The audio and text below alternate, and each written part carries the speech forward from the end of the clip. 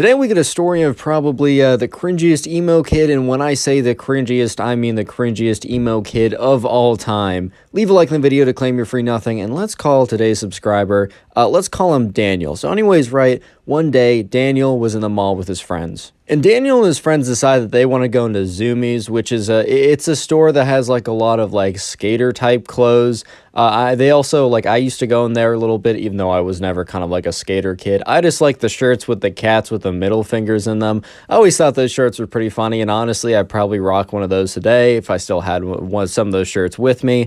But anyways, right, Daniel and his friends, you know, they decide to go into the store, and they're kind of just looking around, browsing the t-shirts, looking if there's anything they want to buy. And Daniel kind of goes towards the back of the store, and towards the back of the store is where there's a bunch of skateboards or whatever, and there's these two kids, and they're like long dark hair. There's like I don't know, a lot of like black eyeshadow and makeup, all black clothing, kind of like dripped out with like skull chains, whatever, dude, just like kind of looking like this guy. So anyways, right, Daniel doesn't like think anything of it. He's like, oh, that's interesting, I guess. Because here's the thing, Daniel doesn't really care how you dress. Daniel doesn't really care how you act. As long as you're like decent to other people, he literally doesn't care if, I don't know, man, like you can do whatever you want. But anyways, Daniel's kind of walking towards the back of the store when he sees one of the two emo kids look at him, go up to him, and hold out their hand, kind of like someone, like, you know, the traffic guards like go out and hold up their hand to say stop, and the emo kid's like, hey bro, only emo kids back here, you wouldn't get us anyways. And Daniel kind of looks at him like, bro, I'm just trying to shop in the store. So obviously Daniel's like, dude, like, I'm just gonna go back here real quick, I just want to see what they have, I'm not gonna like spend too much time here, you don't have to worry. And the other emo kid steps up and he's like, dude, I don't have to worry because you're not coming back here, because you're not one of us. We can tell that everyone understands you, unlike us, because society doesn't get us like how we get each other. And Daniel's kind of just looking at these two kids like, bro, what's going on here, bro? Like, I don't really understand, like. And Daniel says, all right, man, like, I'm sorry society, like, does you so dirty or whatever, dude. And Daniel's like, I'll just be a quick second. And the other emo kid kind of, like, snaps back at him like, don't you step 1 foot further. You're not welcome back here. You're not one of us. You're not an emo kid. I don't know if he literally said emo kid. I don't know if they refer to themselves like that, but he's like, you don't get us, man. Only people like us, societal rejects, the people that nobody understands and how deep it is and how hard it is, can be back here, and you're definitely a normie, bro. I can just tell. You step 1 foot back here, and, you know, I'm going to send you back to, and he takes like a second to think of something. He's like, Pain Town with my knuckle sandwich. And Daniel's looking at him like, bro, 2006 called and they want their entire aesthetic back. But whatever, dude. So Daniel's like, all right. And then Daniel completely ignores what he says and takes one step forward because he's trying to go to the back of the store to see what they have. He's probably not even going to buy anything. He's definitely not going to linger back there with those kids there. He doesn't want to hang out with them. Dude, trust me, Daniel does not want to be there as much as they don't want him there. He's just going to go in quickly, but he's also not going to not go to the back of the store because these these kind of like edgy edgelord kids are like, dude, society doesn't understand us.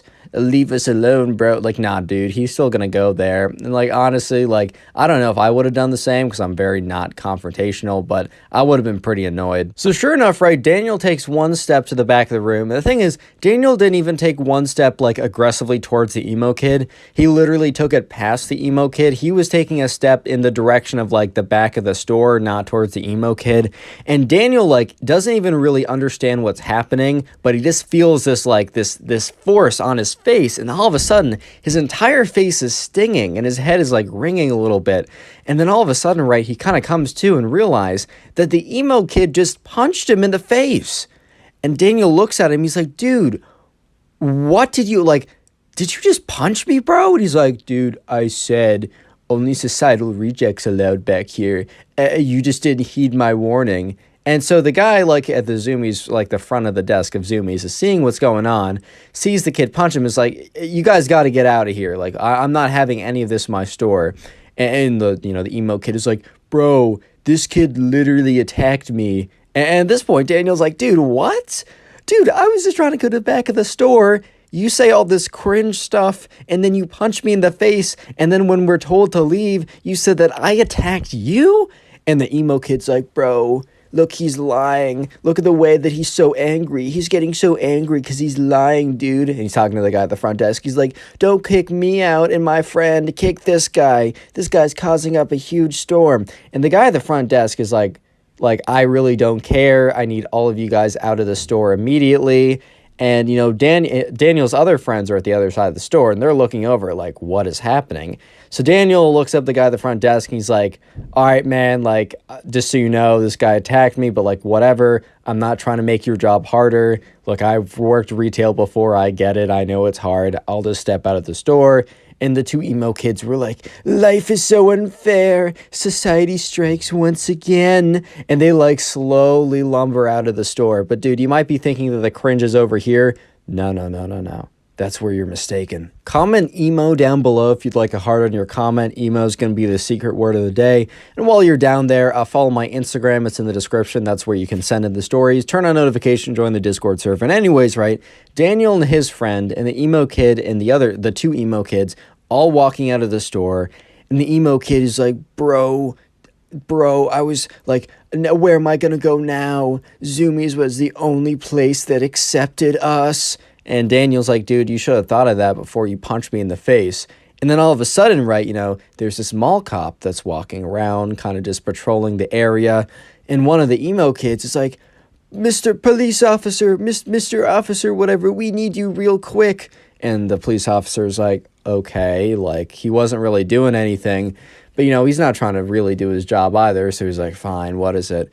He walks over, and the emo kid is like, this kid literally punched me in the face. I need you to kick him out of the mall. And the officer's like, oh, and he turns to the kid, he's like, all right, is this true? And Daniel's like, dude, what? No, this guy punched me in the face. The officer's like, all right, well, if I only have conflicting stories, I'm going to be forced to, like, kick you guys both out of the store. And Daniel's like, oh, I didn't do anything. I just went into the store, and he just punched me for not being emo. And the officer looks at Daniel and is like, all right, your story's sounding a little suspicious. You're telling me that this kid punched you because you aren't, like, emo or something? I don't think I can believe that, man. And Daniel at this point is like, kind of like, he's like, Daniel's lost for words because this is like the craziest thing that's ever happened. However, shout out to Daniel's friend, because Daniel's friend is like, hey, I saw a security camera in there. Like, I'm pretty sure that whatever altercation happened was caught on camera. And as he said that, one of the emo kids, like, their faces both dropped. And the officer's like, oh, yeah, like, I can actually, like, it's pretty easy for me to request that. And if it's a certain type of camera, they can actually play it back directly in the store. And they, you know, they walk back into the store, and the guy behind the cash register is like, oh, you guys are back already? And then he looks at the officer. He's like, oh, boy, what did you guys do now? And so anyways, the officer goes into the store, goes up to the register, and asks the guy if he can see, like, the camera. There was some kind of camera that was able to, like, you could play it back instantly or something. Or it's very easy for the officer to check the cameras on site. So anyways, he goes to the footage, looks back at it, is looking at the kids, like, kind of like looking at the camera, then looking at the kids, kind of to make sure that he's, like, seeing who is who. And he puts down the camera, and he looks at Daniel, and he's like, all right, son, like, you can go, like, you can do whatever you want. And then he turns to the emo kid, and he's like, why? He just says, why? Like, why would you call me over when it's very clear that, like, this, like, you confronted this kid, and then you punched him square in the face. He didn't even, like, return a punch to defend himself, which, if he did, I'd still have to kick him out of the mall, but that would have been more understandable. Like, why would you call attention, like, to this whole situation? And, you know, you're gonna get kicked out of the mall because I'm gonna have to do that. It's part of my job. And the emo kid is just like, society once again strikes. No one understands me. And the two emo kids are like, ugh, society. And the police officer looks at the emo kids and is like, guys, This is not society doing you wrong. You literally punched some guy in the face and then told a police officer that, like, or a mall cop that he punched you. And then when you caught on your lies and got caught, like, attacking someone, you're shocked that you got kicked out. Are you serious? And once again, the emo kid is like, society, you wouldn't get it, bro. Click on the video on screen right now. I know you'll enjoy it. Just click it, do it. How's it going, everyone? I hope you're having a good day. Today we got some crazy emo kid stories that I know for a fact you will enjoy. So sit back, relax, subscribe to the channel if you're new, and let's call the first subscriber who submitted this story Hank. By the way, all these episodes are on Spotify, and they normally come out a couple hours early on Spotify, so make sure to check that out. First link in the description. Anyways, back to the story. So we're going to call the first subscriber who submitted the story Hank. And anyways, this all happened when Hank was shopping at the mall. So Hank used to always go to the mall to shop with his friends. You know, it was just a fun place to hang out. They didn't really have a lot of other places that they could go in the town that they lived in, so the mall was probably their best bet. And sure enough, one of these days, one of Hank's friends wanted to shop at this place called Hot Topic. If you don't know, Hot Topic's a place where they have a lot of t-shirts and other kind of apparel that is very, I don't know, like fast fashion-y, brand-centric. Like, it's very much like, you'll have a lot of different brands, or kind of like, you'll find a lot of band t-shirts, a lot of kind of like, okay, so a lot of different stuff's at Hot Topic, but one kind of theme of clothing that you'll see at Hot Topic is emo style clothing, if that makes sense. So like really black clothing, edgy clothing, stuff like that. And just so you know, like, I have nothing against it if you dress like that. I think it's a cool enough style. I think you're fine if you, even if you identify as like, oh, I'm emo in the way I dress or act or whatever. I don't really care. Live your life. However, as long as you don't act like the kids in these videos, especially this one, you're chill with me. But anyways, Hank just was like, okay, man, like, you want to go to Hot Topic, that's fine. Hank hadn't really been in that much, so he didn't really know what to expect. So Hank was walking into, the Hot Topic, and he was looking around, and there's a whole host of people, and Hank's friend was like, all right, man, like, I'm gonna go to the back of the room. I know what I want. I'm gonna go in their skateboard section. You can kind of just wander around here. I'll be out when I'm done. So Hank was totally fine with this, and Hank kind of like was wandering around, and he walked over to one of the t-shirt aisles, or one of the t-shirt rack aisles, and that's when he accidentally bumped into this kid. And this kid turns around. And just to paint the picture, this kid has super long black hair. He's got like black mascara on, black lipstick. He's got black painted nails. He's got a spiky collar. He's got like a black band t-shirt. He's got like long black jeans, and then those like big black stomper boots. I don't know if you know what I know, like if you know what I mean, but like those big, kind of like those big rubber black boots that are pretty popular right now. And he turns around and he's like, dude, what the heck, bro? And Hank's just like, all right, my fault. Like, I didn't mean to bump into you like that. I was just looking around and wasn't paying attention. And the emo kid's like, dude, you're like, shut up, bro.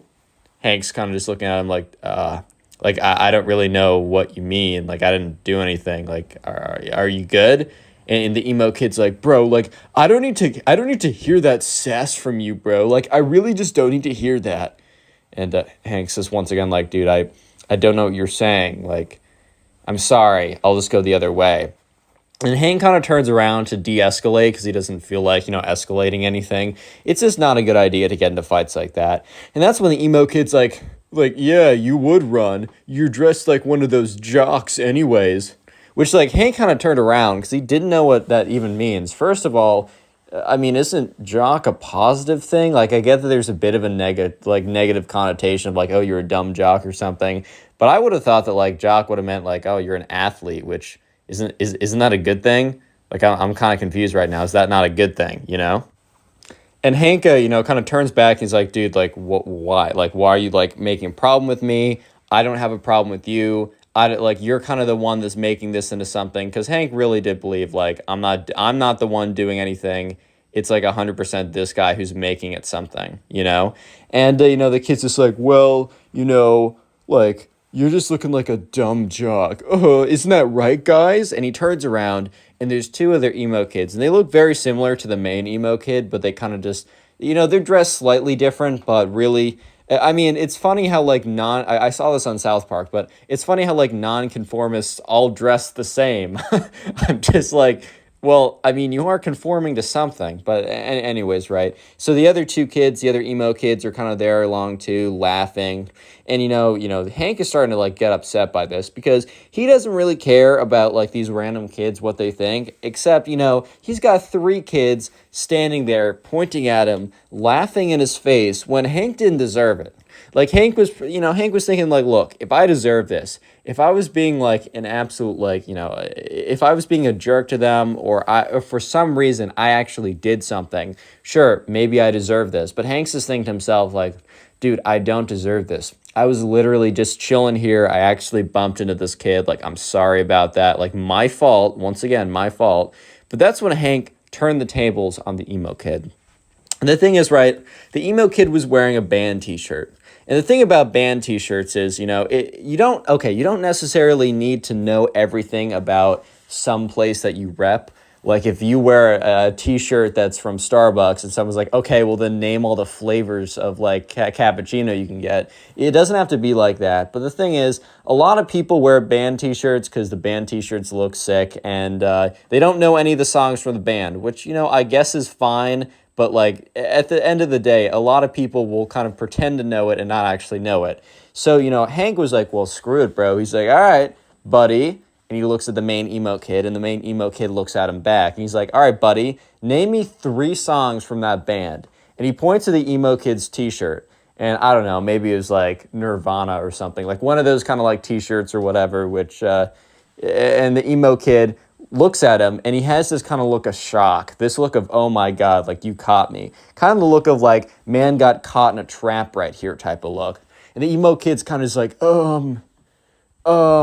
how about you name me 3 songs from this band, bro? And the emo kid turns to look back at his emo kid friends as kind of like, oh, what's their reaction to that sick burn? And they kind of just look at him blankly.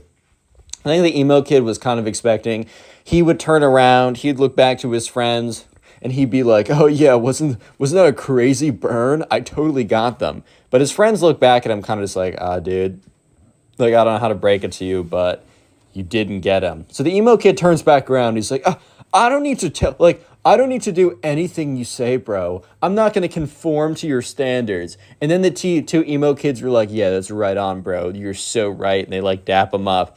And Hank at this point he's just so done. He's just like, bro, because he realizes, like Hank's like, you know what? I'm not going to fight with these kids. These kids are obviously a lost cause. This is not worth my time. So Hank gets up, he turns around, and he kind of says like, whatever, man, like go live your life. Hank turns around, starts to walk away, and that's when he feels a tug on his pants. And he turns around and he sees the emo kid failing to pull down his pants. So basically the emo kid couldn't he couldn't let Hank just leave by himself. Like he couldn't let him just do that. So when Hank turned around and started to walk away, the emo kid like went to jump and try and pull down his pants to like pants him, to embarrass him, to like impress his emo kid friends and be like, oh my God, I totally owned him, dude. So at this point, like Hank is like, dude, stop pulling down my pants, bro. And the emo kid's like, oh, sorry, I just slipped. And he's like, And his emo kid friends laugh along as well. At this point, Hank's getting really annoying. He's like, sorry, bro, like, I'm not into you like that. And he's like, what? He's like, yeah, you're trying to pull down my pants. So you're telling me you're not trying to get a peek? And the emo kid's like, dude, it's not like that. I was trying to pants you. And Hank's like, yeah. You wanted to pants me so you could see my bare bottom. Did you really want to see my bare bottom that bad? And at this point, the other 2 emo kids start laughing a little bit. And the main emo kid turns around and he's like, stop laughing, it's not funny. He turns back around, he's like, dude, you don't know what you just did. And the emo kid walks up to Hank with his chest puffed out. He's like, bro, you literally don't know what you just did. You don't know who you're messing with. Okay, I don't know if he started to tear up or anything. But at the exact same time, the mall cop that happened to be like going around the mall to make sure that nothing's like happening looks into the Hot Topic and sees basically this kid walk up to this other kid with his chest puffed out. So the mall cop outside kind of slows down walking and looks inside. And sure enough, right, Hank is like, hey, look, I'm not looking for any trouble. And the emo kid's like, yeah, that's what I thought. You're freaking scared, bro. Don't tell me otherwise. You're freaking scared. And at this point, Hank's like, dude, I'm not scared. It's not like that. I just don't want any trouble. Like, you're not worth my time. And he's like, I am worth your time. I'm worth all of your time plus some because I'm worth more than you, dude. You don't know who you're messing with. At this point, right, the emo kids was really kind of just showing his true colors and being like, I mean, kid's insecure. That's fair enough. He's trying to act all tough in front of his friends. So once again, Hank's like, he turns around and he's like, all right, man. He's like, dude, I'm just not doing this. Once again, have a good life. Hank turns around, and as Hank's turning around, the emo kid is like, in his head, he's like, I can't let this slide. So the emo kid literally raises up his hand and swings on Hank. Real quick, if you made it this far into the video, go ahead and comment emo down below. I just want to see how many people made it to the end of this video, as I do appreciate you guys. Best way to support the channel, as always, is just watch a bunch of the videos. The more watch time you give to the channel, the more we get promoted in the algorithm, and I really, really do appreciate it. Let me know in the comment section what you do while watching my videos. I genuinely want to know. Just so you know, all these episodes are on Spotify. It's in the description, the first link. Please rate us 5 stars when you have a chance. If you want to submit these stories, and please do, because, that's how I make these videos, go to my Instagram or Twitter. They're both in the description, but they're also at Connor Pugs. I got a Discord server, link in description, code ConnorPugs for 10% off gamer subs. Let's get back to the story. So Hank, remember, he turns around and Hank's like, dude, I'm not going to deal with you like that. It's not worth my time. So Hank turns around and the emo kid, who's like, I can't let Hank like one up me. Like, I can't let this random kid like, kind of like alpha me in front of my emo kid friends or whatever. So as Hank turns around, the emo kid swings on him, takes his fist.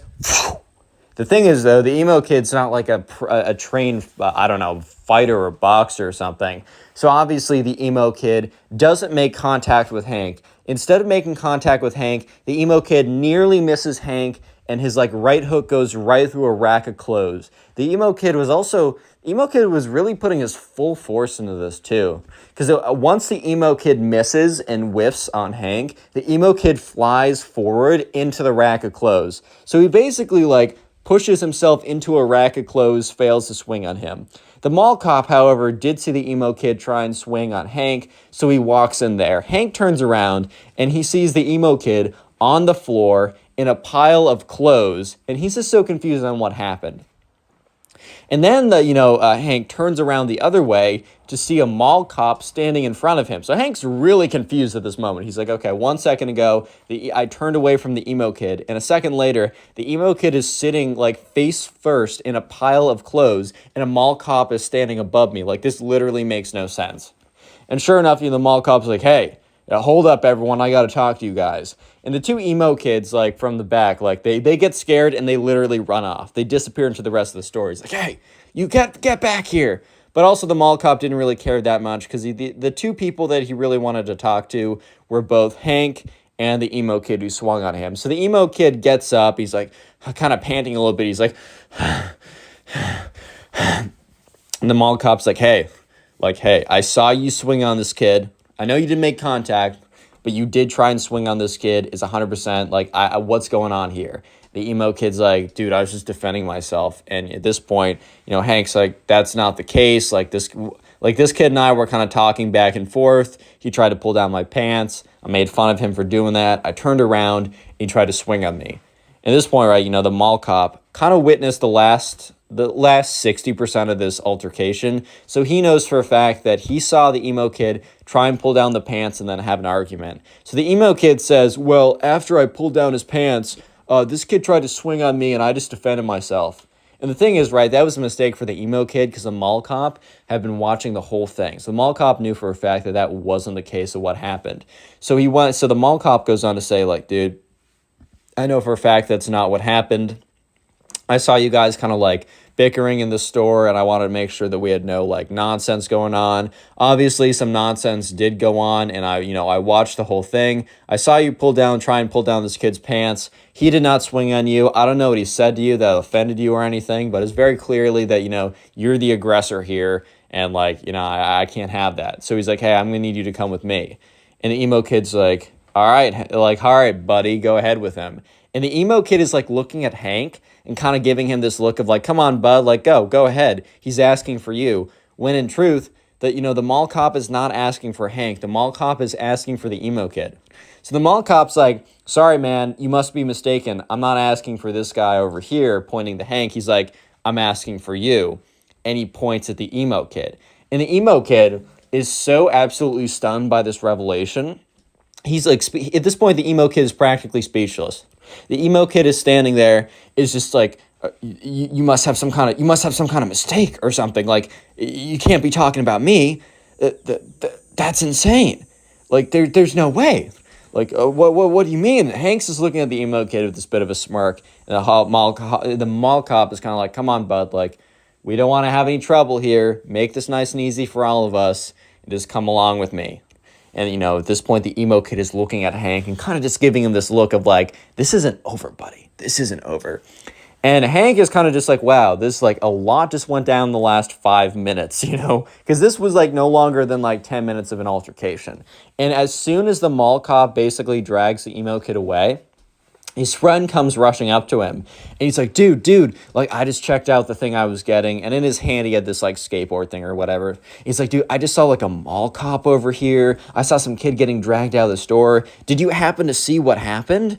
And Hank just looks at his friend, and is like, did I happen to see what happened? He's like, buddy, I lived what happened. Okay, so we're going to call the subscriber for the next story Bobby. I got a little King the Hill theme going on with these names because I got Bobby and Hank. If you know, and you're cool. Anyway, so Bobby was like hanging out at home one day, and one of his friends hits him up. And, Bobby, doesn't see this friend this often because they happen to be going to 2 different schools, even though they live relatively in the same area. They're both in high school, and they're both seniors in high school. So Bobby's friend, who we're going to call Ben, actually happens to have a car at this point. And, Bobby's friend Ben hits up Bobby one day, and Bobby's just chilling at home, and he gets a text from Ben saying, hey, do you want to, like, hang out today? And Bobby was feeling kind of lazy, so he's like, maybe, like, what do you want to do? His friend's like, dude, I want to go to the skate park. And Bobby, in his head, he's like, I don't know if I want to go. Like, this is, I don't know. I don't know, man. I really don't know.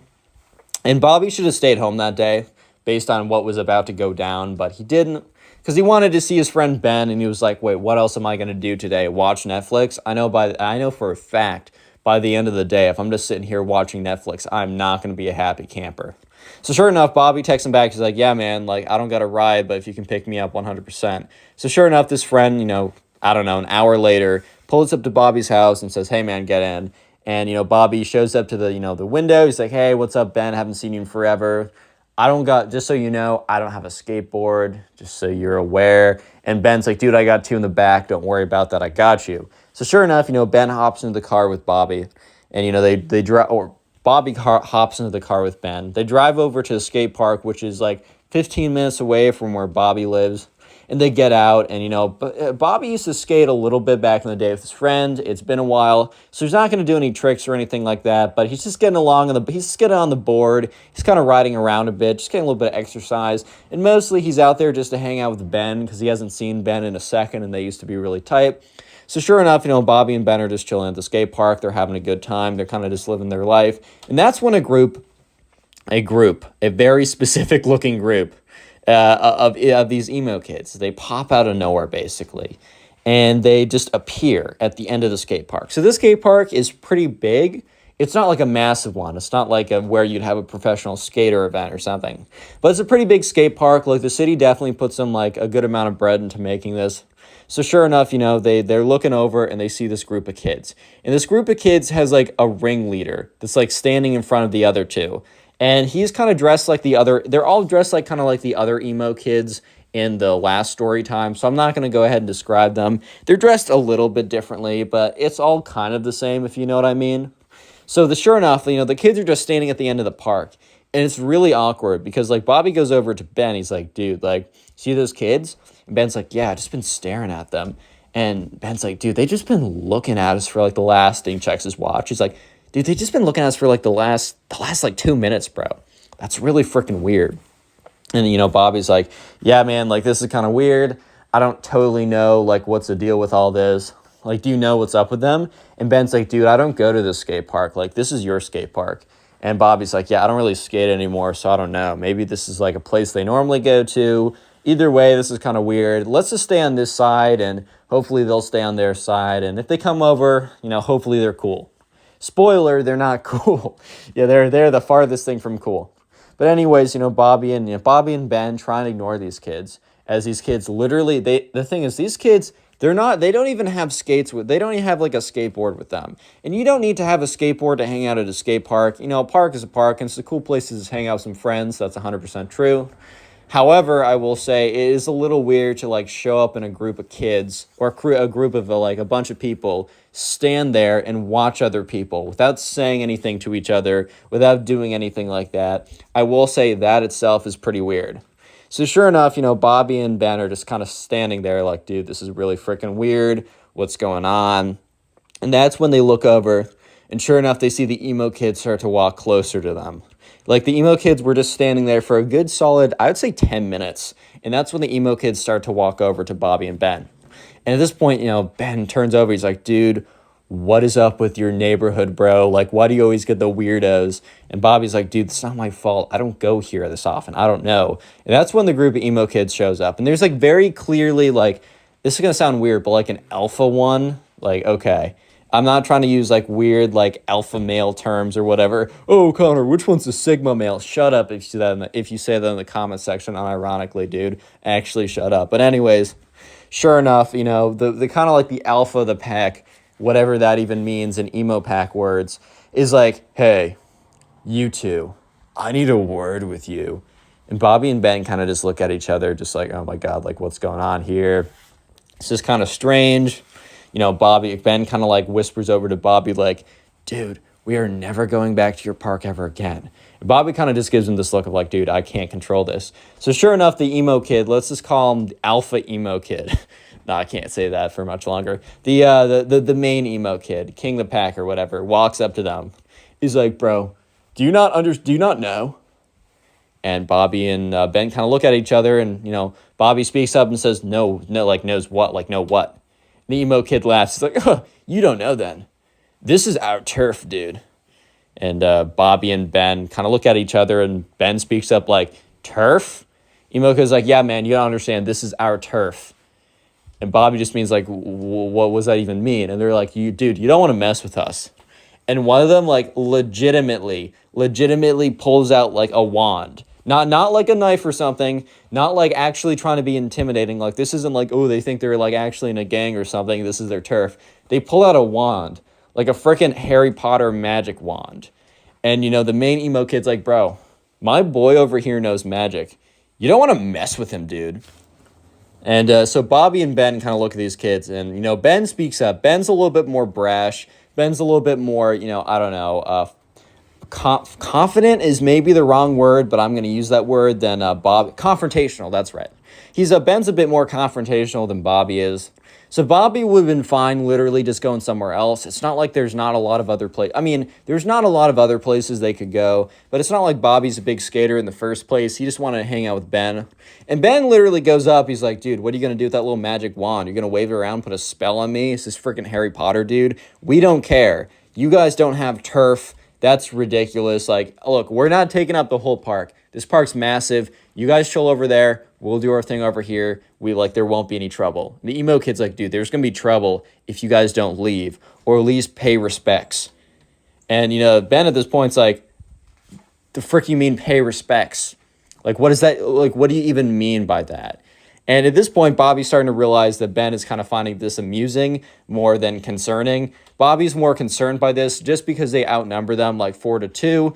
And these emo kids definitely like aren't hitting the gym every day. But at the same time, like 4-2, it doesn't matter like how big you are. Like, you're not taking them one-on-one. So like Bobby didn't want anything like that. Even if it's that emo kid smoke, he didn't want it in the first place. So sure enough, Bobby kind of looks at Ben and kind of gives him a look of like, hey, like, come on now. And Ben is like, no, I'm going with this. And Ben's like, all right, man, you know what? Put a spell on us, bro. Like, if you honestly, like, you know what? We're going to take the punishment. Put a spell on us. And the main emo kid looks at them and is like, dude, you don't want our smoke like that. You don't want us to, like, drop a spell on you like that, bro. You don't know our power. You don't totally get it. And Bobby is just looking at them, and Bobby's like kind of like completely freaked out at this point. Not that they're gonna actually put a spell on him and, I don't know, curse him or something. Bobby's just so freaked out by everything going on that he just doesn't want anything to do with it. So Bobby is like, I don't know, man. How about we just like, we stay here and you go over there? And the emo kid's like, I'm not talking to you, little boy. Which, like, Bobby was, like, so taken aback by this. And Ben was like, you don't call my friend that. Come on, if you're such a big guy, little boy. And at this point, Ben says little boy back to them. If you're not such a big guy, little boy, put a spell on us. And he points to the guy in the back. And there's, like, a little emo kid in the back with, like, a little magic wand or something. The main emo kid says, you know what? Gentlemen.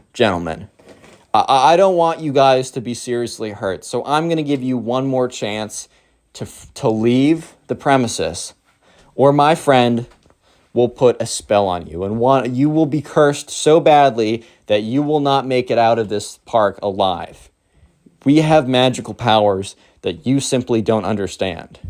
And Ben is looking at them, and Bobby is looking at them, and the emo kids are looking back. At this point, it's one of those classic Texas standoffs. Like, who's going to shoot first, but instead of shooting, it's either staying there or shooting your magic spells through your wand or whatever. And, Ben was like, all right, no, we're staying here. Put a spell on us. Do it. And the emo kid is like, fine, you have sealed your fate. And all of them walk away. At this point, Bobby and Ben look at each other. Bobby's like, dude, those kids are weird. Like, I have no idea what's going on. Ben is like, really is your neighborhood spawning out the most NPCs in the world, dude? Like, this is crazy. And, Bobby and Ben were probably going to go back and forth a little bit about how weird these kids were, but they were unfortunately interrupted by chanting. So they look over and they see the emo kids, like, holding hands, chanting, like, kind of like going in a circle, like kind of like moving in a circle, holding hands, chanting like demonic tongues. At this point, Bobby's like, bro, I'm kind of freaked out. And Ben's like, dude, this is a comedy routine. Please, like, chill out. And at this point, they do, like, the chanting gets louder and louder. And it's kind of weird. Like, it's really strange. It's like they definitely been rehearsing this. And Bobby admits to me that for a split second, he was thinking, like, dude, what if these kids actually have magic powers? Spoiler, they don't. They're just weird, right?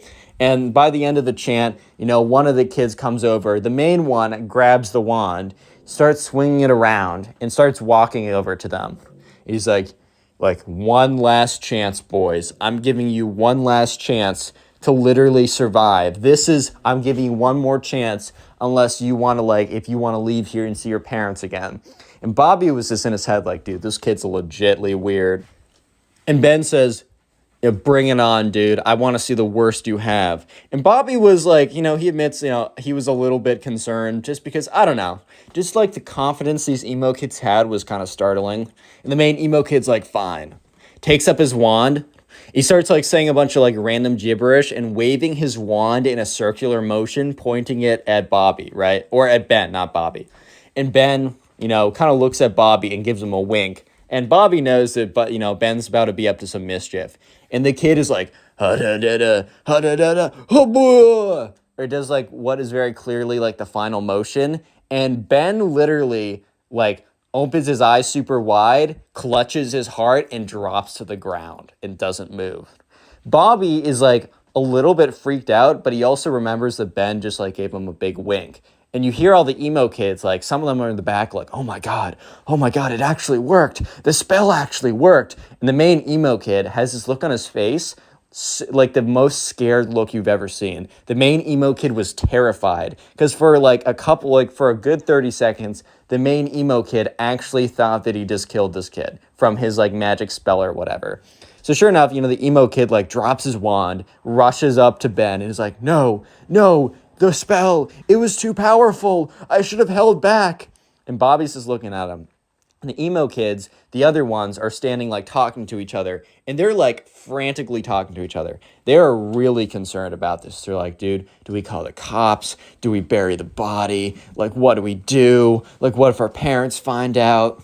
All this kind of nonsense, right? And that's when you hear giggling. It started as giggling. but then it just evolved into laughter. And that's when Ben flips over and is just, you can see that he's just been laughing. He couldn't hold it in any longer. And he gets up, he's like, oh my God, you fell for it. This is the funniest thing ever. He's like, guys, you're not wizards, you're just weird. Go to that side of the park. We're going to be here, and there's nothing you can do about it.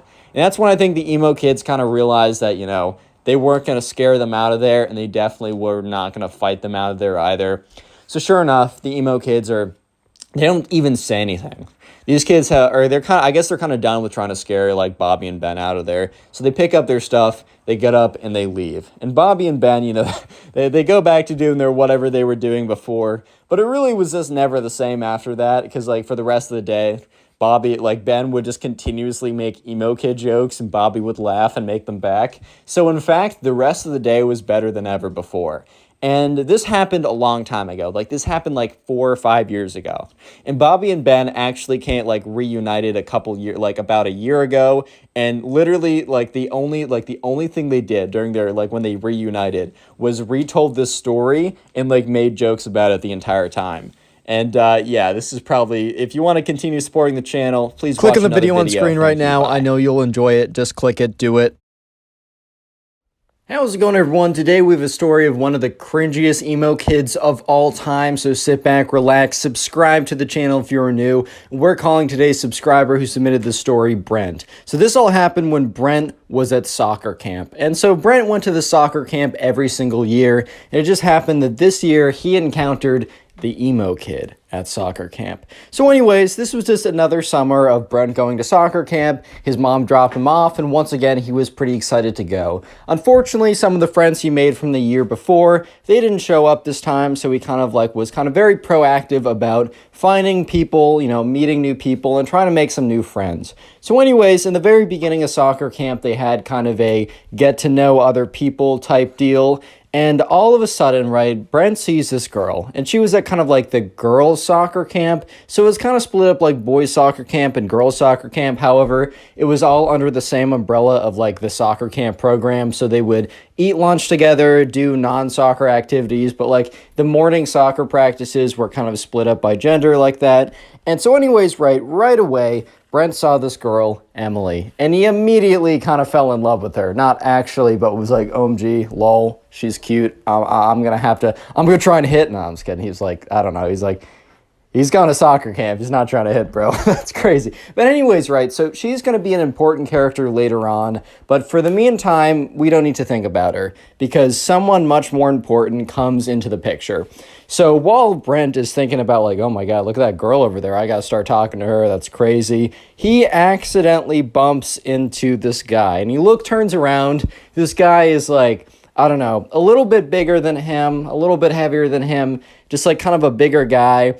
And he's got this long black hair that's swooshed over. He's wearing the standard soccer cleats, but otherwise it's this black band heavy metal t-shirt. He's got black painted nails. He's got a spiky wristband on or whatever.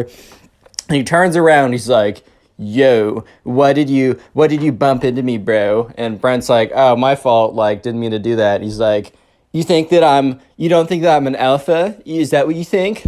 Brent's like, what? He's like, I'm an alpha male, just in case you weren't aware, which I know that you subconsciously were, because, all betas instantly know when there's an alpha present. And Andrew was the guy from 7 stories ago. Brent was like, what? He's like, bro, do you not know what beta males and alpha males are? Well, basically, beta males are like you and lame, and alpha males are strong, powerful, and dominant in the pack. And with that, the emo kid does a big, swipe of his big, long, black hair. So, his bangs would no longer cover his eyes. It immediately fell back in front of his face. He's like, yeah, just so you know, kid, get out of my way. And the emo kid, shuffles away. And this was Brent's first interaction with the emo kid. So he's like, okay, that's cool, man. Okay, see you around, buddy.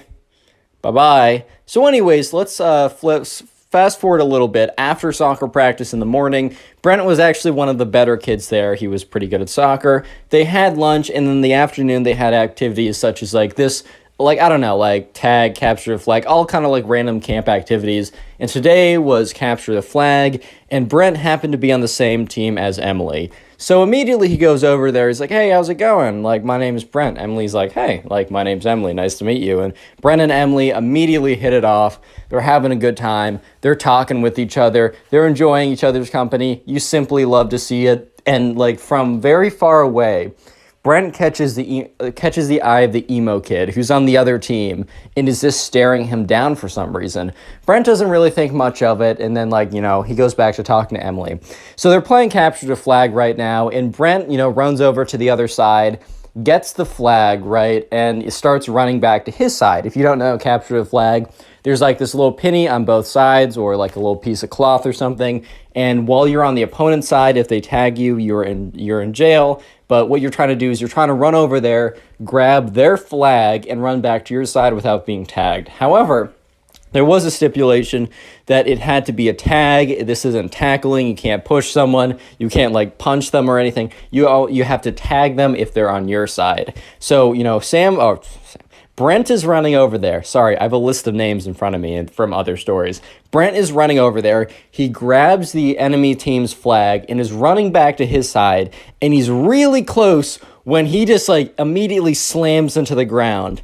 And that's when he realizes that there's a big guy on top of him. And that's when he realizes that the emo kid tackled him. So the emo kid's like, nice try, buddy. Next time, try not to fight the alpha males. And then camp counselor comes over and says, hey, we said no tackling. You're on the sidelines, points to the emo kid, he's disqualified or whatever, has to sit on the sidelines. Ooh, so alpha, man. But anyways, right, so the penny's returned, but also Brent isn't in, like, jail. He goes back to the other side, and the emo kid has to sit out for the rest of capture the flag.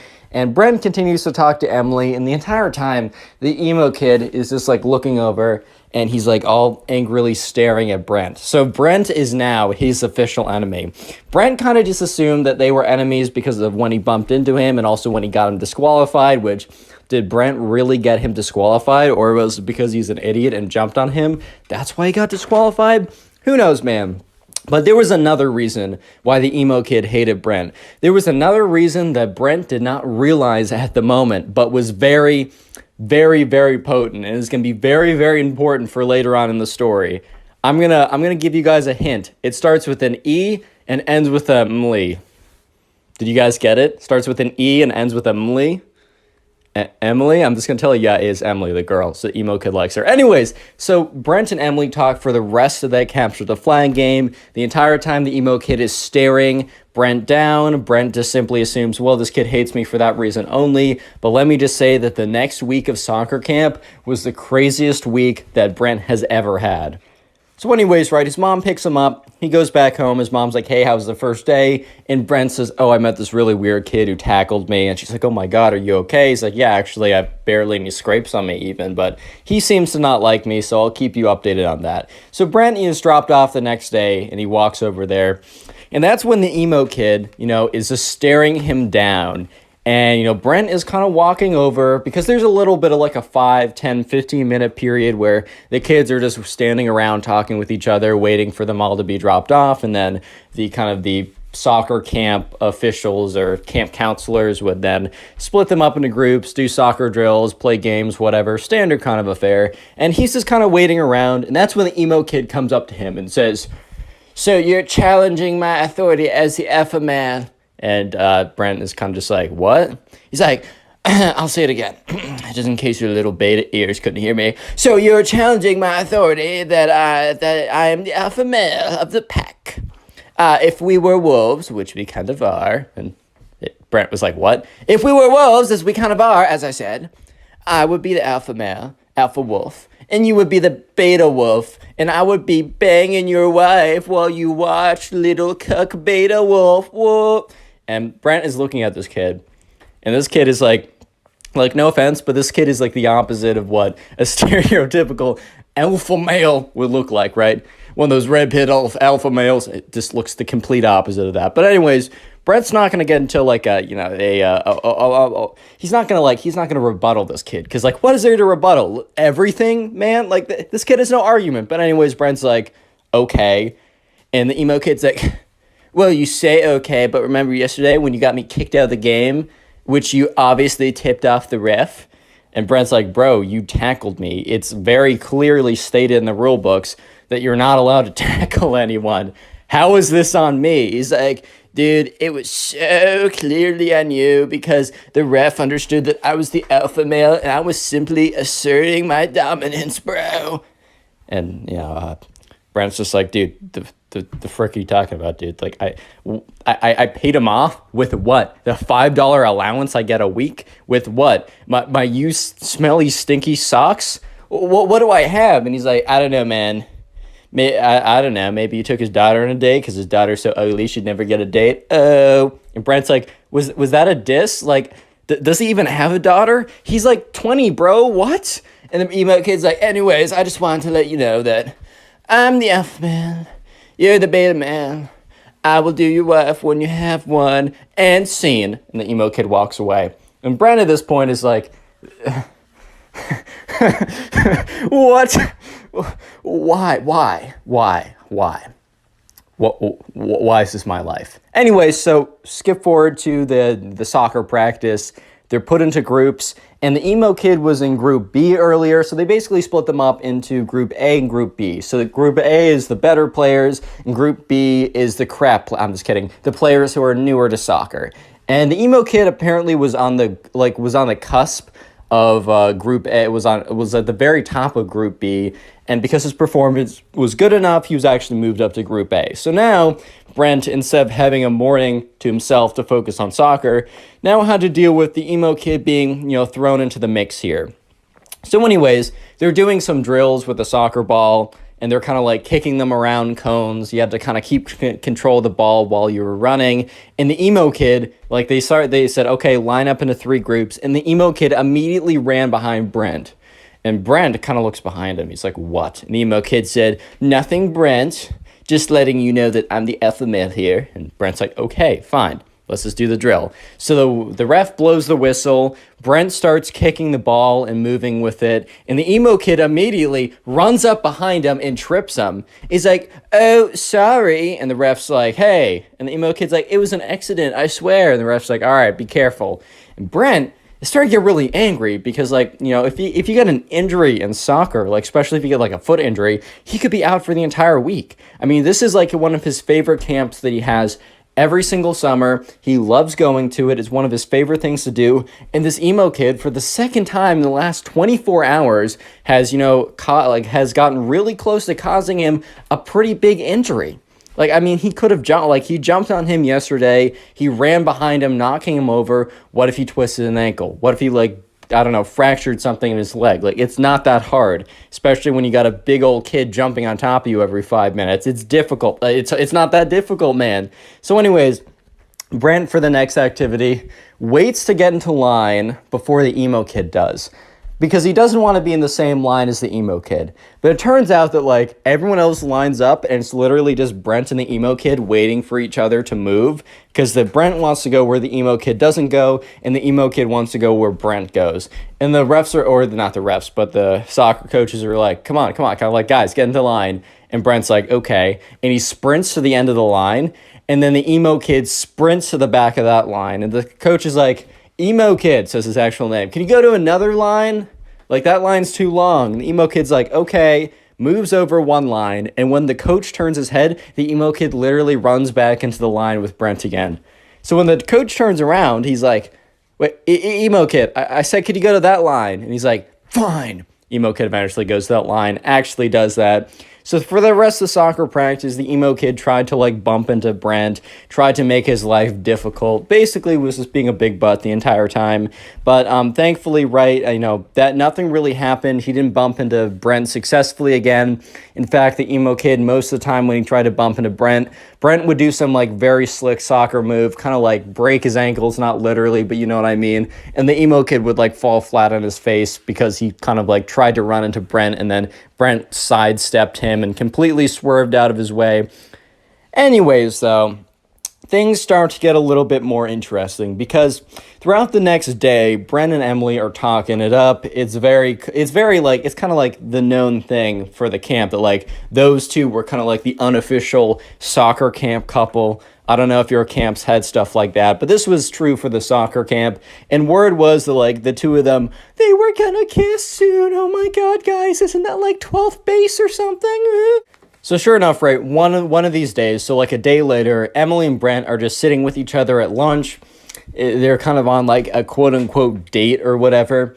And that's when a girl comes over and sits next to them. And Emily's like, oh, this is my friend Robin. And Robin's like, hey guys, like, I just want to let you know, Emily, that the kid over there, and points to the emo kid, is planning to ask you out soon. And Emily's like, dude, I don't know that kid. I've never spoken to him in my life. And Brent's like, oh my God, I know exactly who that kid is. Emily's like, what? And Brent basically tells her the story that I told you guys for the last 13 minutes. And she's like, oh my God, he's the worst. And Brent's like, well, that would explain why he really hates me too. Because like, not just that I embarrassed him, but I've been hanging out with you the entire time. And, you know, he probably knows that we've been talking a lot. And Emily laughs a little bit. And this is when Robin says, dude, like, I'm serious. This kid is going to come over and ask you out within like the next 24 hours. He's going to do it publicly. It's going to be really embarrassing. Everyone's told him not to do it, but he's in his own world. You got to let him down nicely though. And you know, Brent was like, no mercy. Make him suffer. Emily's like, Brent, I'm not going to make him suffer. I don't know this kid. Brent's like, make him suffer. Emily's like, shh. Okay, I'm going to be nice. When he comes over, I'm going to be firm, I'm going to be direct, but I'm going to be nice about it, I'm going to be cordial, and life is going to go back to what it was before. So sure enough, right, Brent now realizes that the emo kid has a massive crush on Emily. And Brent also starts to think about it. When Emily says no to him, and when she starts really, you know, hanging out with me more, and when word gets around that we kiss, because we totally are, this is in Brent's head, right, he's going to actually, like, ramp up the craziness even more than it already is. I think I'm screwed, boys. Real quick, if you made it this far into the video, comment emo down below. I'm going to heart as many comments as I can that say that. That is the secret word of the day. And also, if you want to support the channel and help boost me back into the algorithm, all you got to do is at some point, maybe after this video, maybe later, sit down and watch a bunch of my videos in a row, maybe while you're playing video games or drawing or cleaning your room, or maybe to help you go to sleep. I take that as a compliment now. I understand it. Leave in the comment section down below how you're helping boost the channel. I will heart it, I will say thank you, and I'll even shout some people out, like the person on screen right now. Thank you to this person on screen and all of you guys for all the support recently. It's really helped boost the channel. We're growing again. You'll love to see it. Let's get back to the story. So anyways, flash forward to that night, or not that night, but that afternoon. Remember when this is the mixed gender, just fun, more camp activities, they're playing dodgeball. And sure enough, you know, the emo kid and Brent actually happen to be on the same team this time.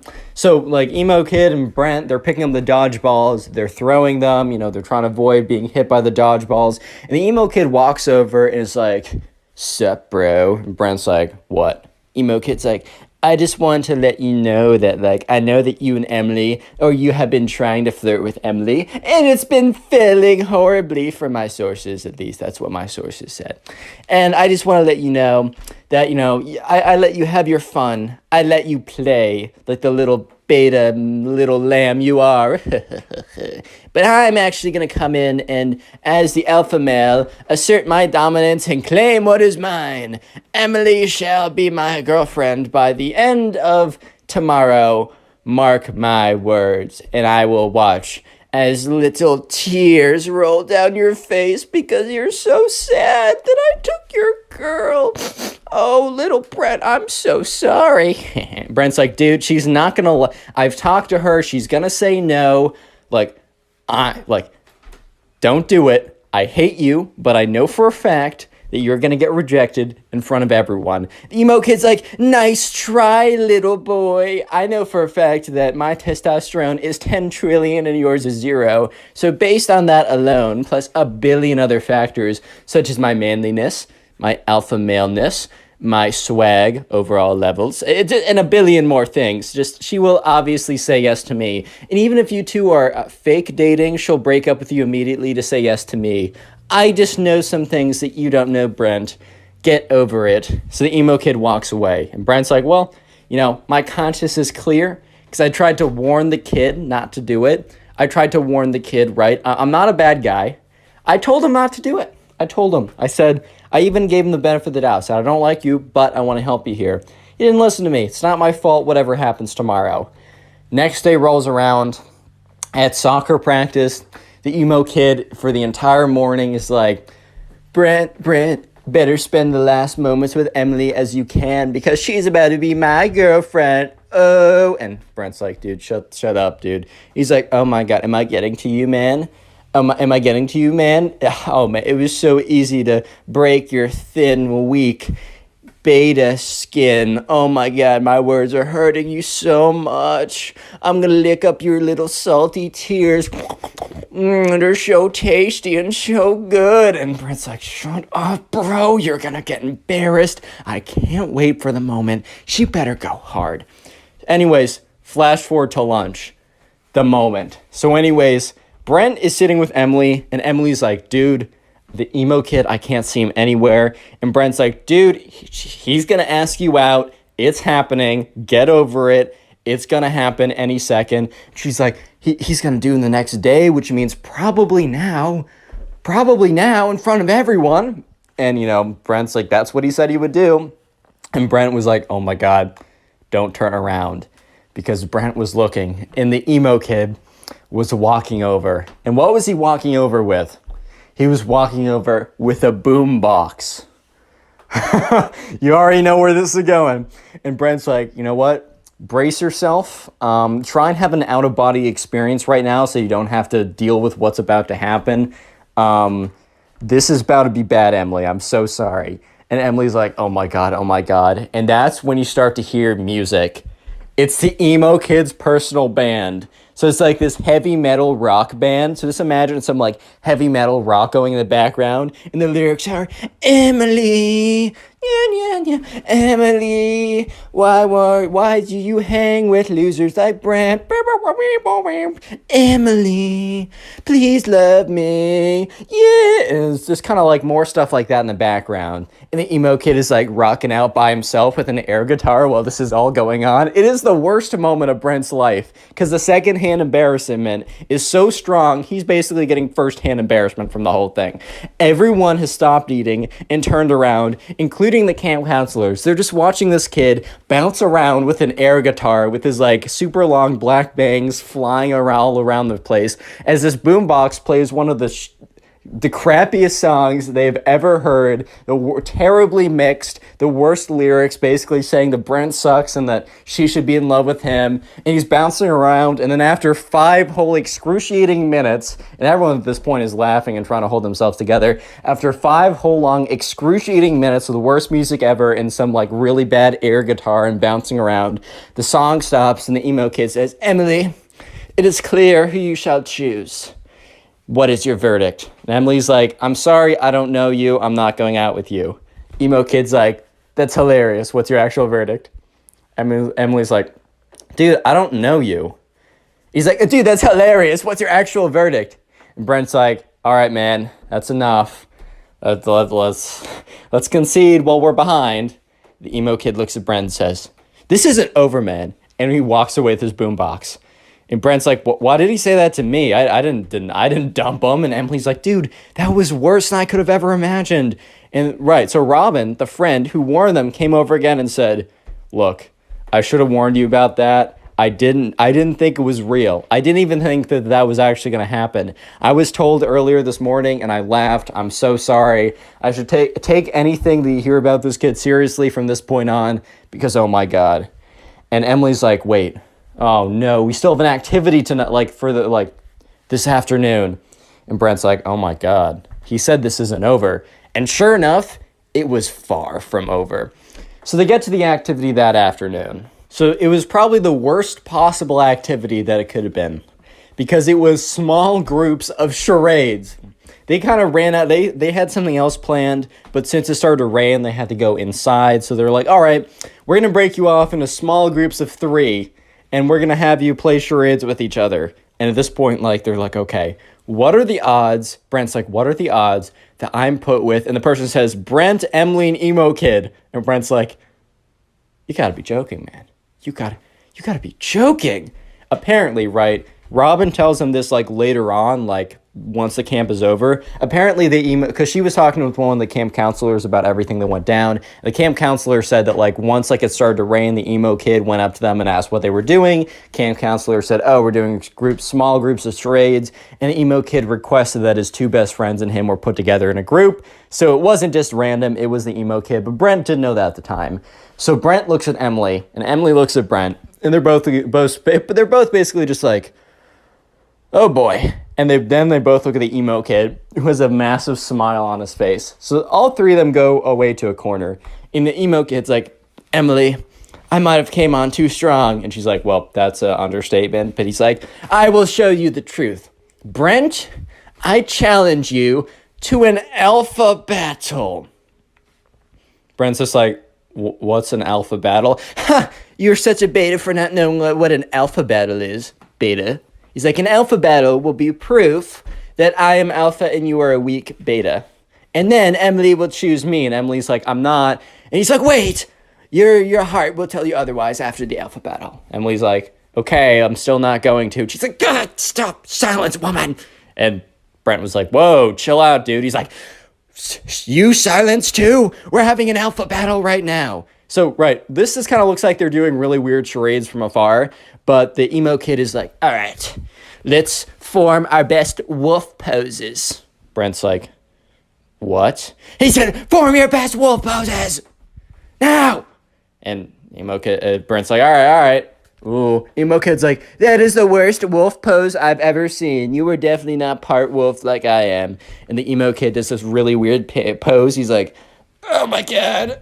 I'm wolfing so hard right now. This is the most emo thing. I mean, the most alpha thing I've ever done. Oh my God. At this point, Emily's like, guys, you are both embarrassing yourselves. Emo kid, it's like, no, you will see that I'm the most alpha. I swear. Emo kid's like, all right, let's do it. Wrestle me. And, Brent's like, what? Emo kid jumps on top of him, just tackles him to the ground. Because he's like 20 pounds heavier, right? And a little bit taller. And Brent was completely taken off guard. He's like, bro, stop. What are you doing? And the emo kid's like, I'm out alphaing you. That's when the camp counselor comes over and says, all right, guys, break it up. Tears the two of them apart. He's like, all right, so we're only doing this for 20 more minutes, but it looks like you two can't keep off of each other, so I'm going to be joining your group. Imagine how awkward this is. It is Emily, Brent, the emo kid, and a random camp counselor. So they do normal charades, right? And the entire time, the emo kid is like sneaking in punches to Brent's arm. He's like, ow. And when the camp counselor looks up, the emo kid puts his arms behind his back. And the emo kid's like, this isn't over, man. And then the emo kid walks over to Emily. He's like, tss, tss, Emily, tss. Emily's like, what? Do you think I'm more alpha? Shut up, kid. Emo kid's like, no. Okay, I'll just be direct. Do you want to go out with me? No! And the camp counselor was like, guys, silence while I'm doing charades. And Emily's like, dude, I don't want to go out with you. How many times do I need to tell you this? Emo kid's like, but I'm definitely more alpha. She's like, that's not a real thing. So the next day rolls around. It's Thursday. And that afternoon, there's no real activity. It's just known as like the soccer dance or whatever. And during the soccer dance, there's one coveted slow song where anyone who has feelings for each other might ask for like a slow song or something. And sure enough, let's just jump to the dance because the emo kid is like being a jerk to Brent all day, but that's not anything new. And sure enough, it is the dance. And they're putting on normal songs. And Emily and Robin and Brent are all together like, dude. And Robin's like, dude, the emo kid is definitely going to try and get that slow song with you. Like, Brent, you got to swoop in right away. Because at this point, Brent and Emily were, like, unofficially a thing. They're only at camp for a week, so they're not going to make, like, a long-term relationship. Let's have kids, baby. Okay, you know what I mean. But sure enough, the slow song comes on. And Brent's like, oh my God. And Emily's like, quickly. And you can see the emo kid sprinting from the other side of the room. So Emily and Brent quickly like get together in the slow song, kind of like whatever. And Emily's standing there and she feels Brent being ripped off of him. And the emo kid grabs Brent, rips him off Emily, and tackles him on the ground. And this is where the camp counselors are like, oh, okay, foul play, foul play. They go in, they grab the emo kid, and they like run a like they take him off. They're like, all right, buddy, this is like your third strike and you are out. So they call up the parents of the emo kid. They say, your son can't come tomorrow. He's like fighting this one kid again and again and he won't stop. And so sure enough, the emo kid was picked up, taken away, and Brent and Emily finished off with a slow song together. The next day rolls around. It is Friday. It is only a half day where basically the parents come and watch a little like soccer presentation that all the kids have done. And by the end of it, right, most people are packing up. Brent and Emily are gone. And you remember the friend Robin from the beginning?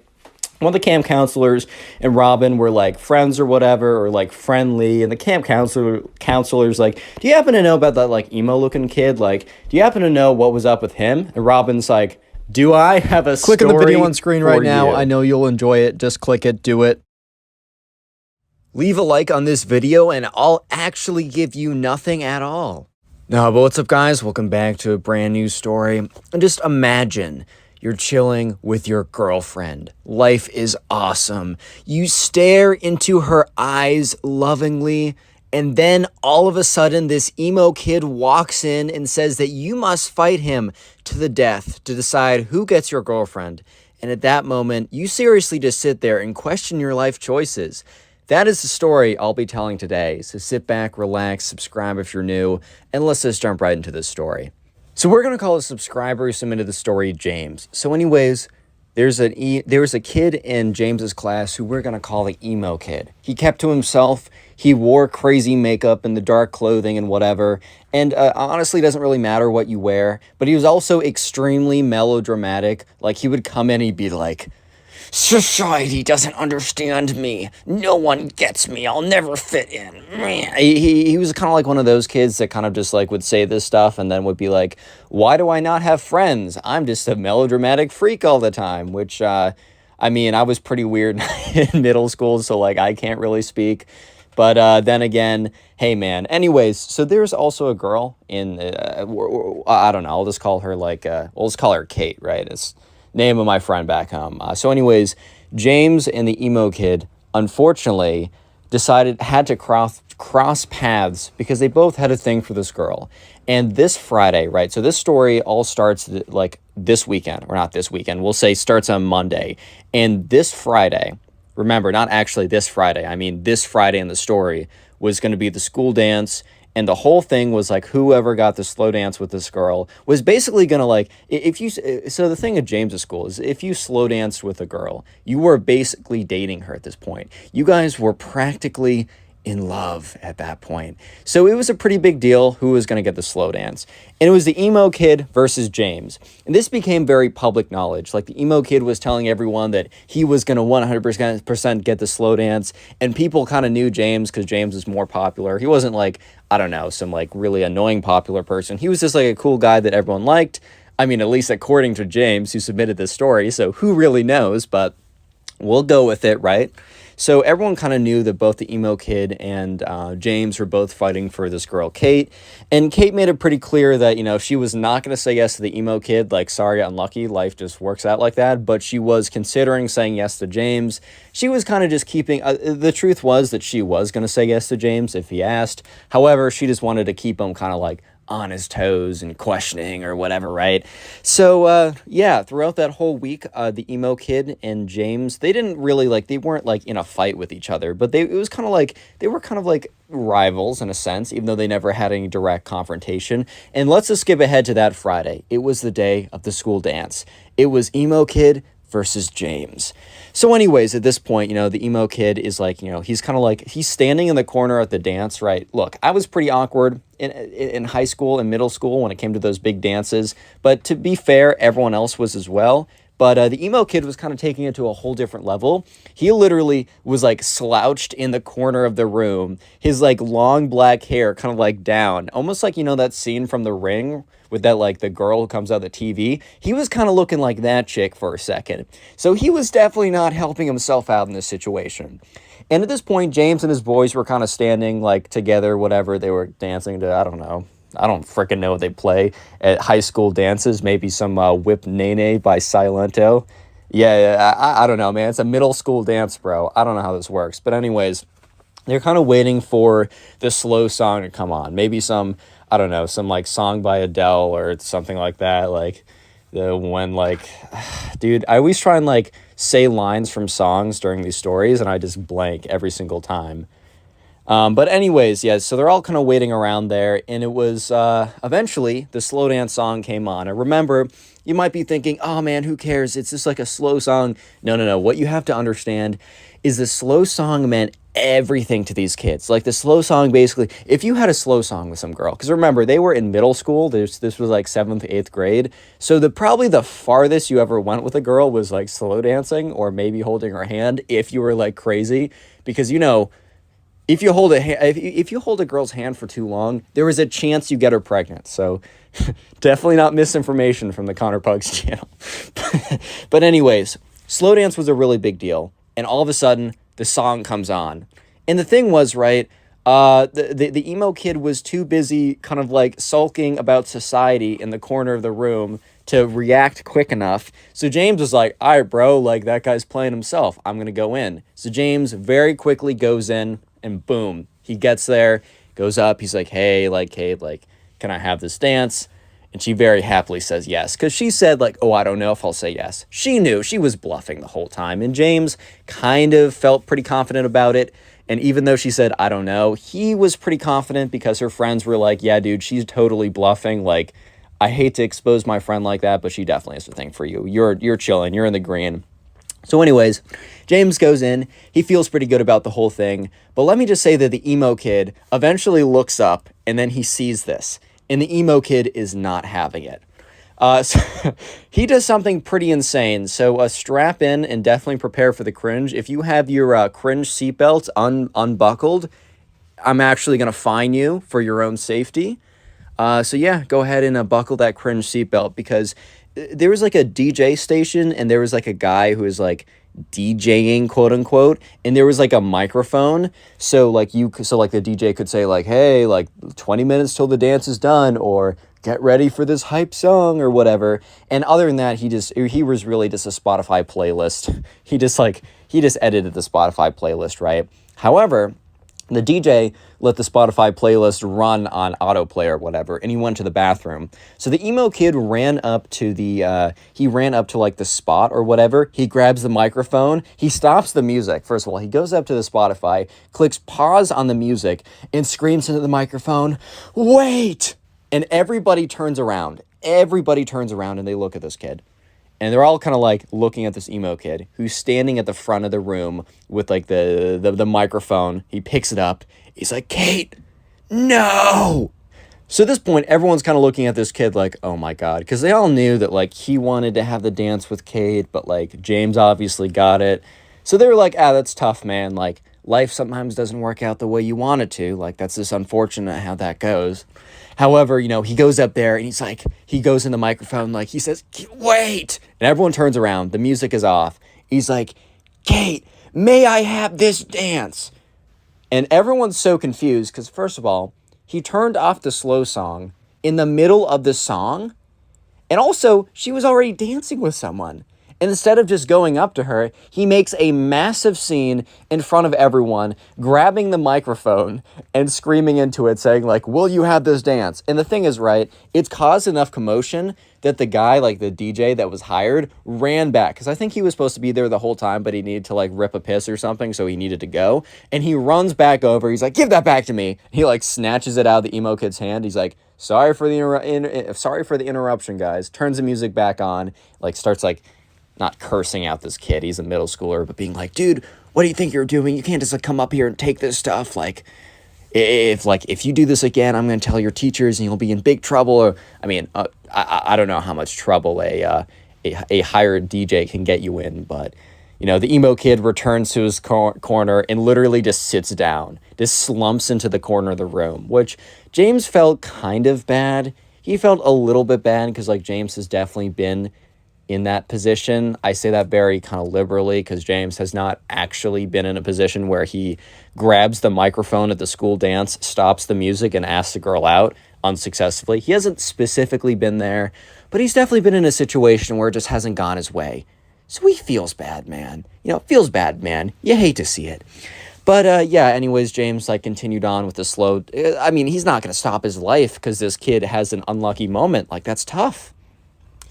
So, yeah, you know, while I will say there was kind of an awkward moment because while, like, James is, like, slow dancing with Kate, he kind of, like, turns around, like, they kind of, like, turn around so James is facing the emo kid, and he just looks up, and the emo kid is staring at him with, like, the creepiest, most stalkerish, most scariest stare he's ever seen, because the emo kid is slumped over, like, the girl from The Ring, right, and is just, like, staring right at him. His, like, long black hair, like, covering most of his face besides his eyes, and he's like slumped over too, like kind of like crouching over like an old guy with a cane or something but without a cane.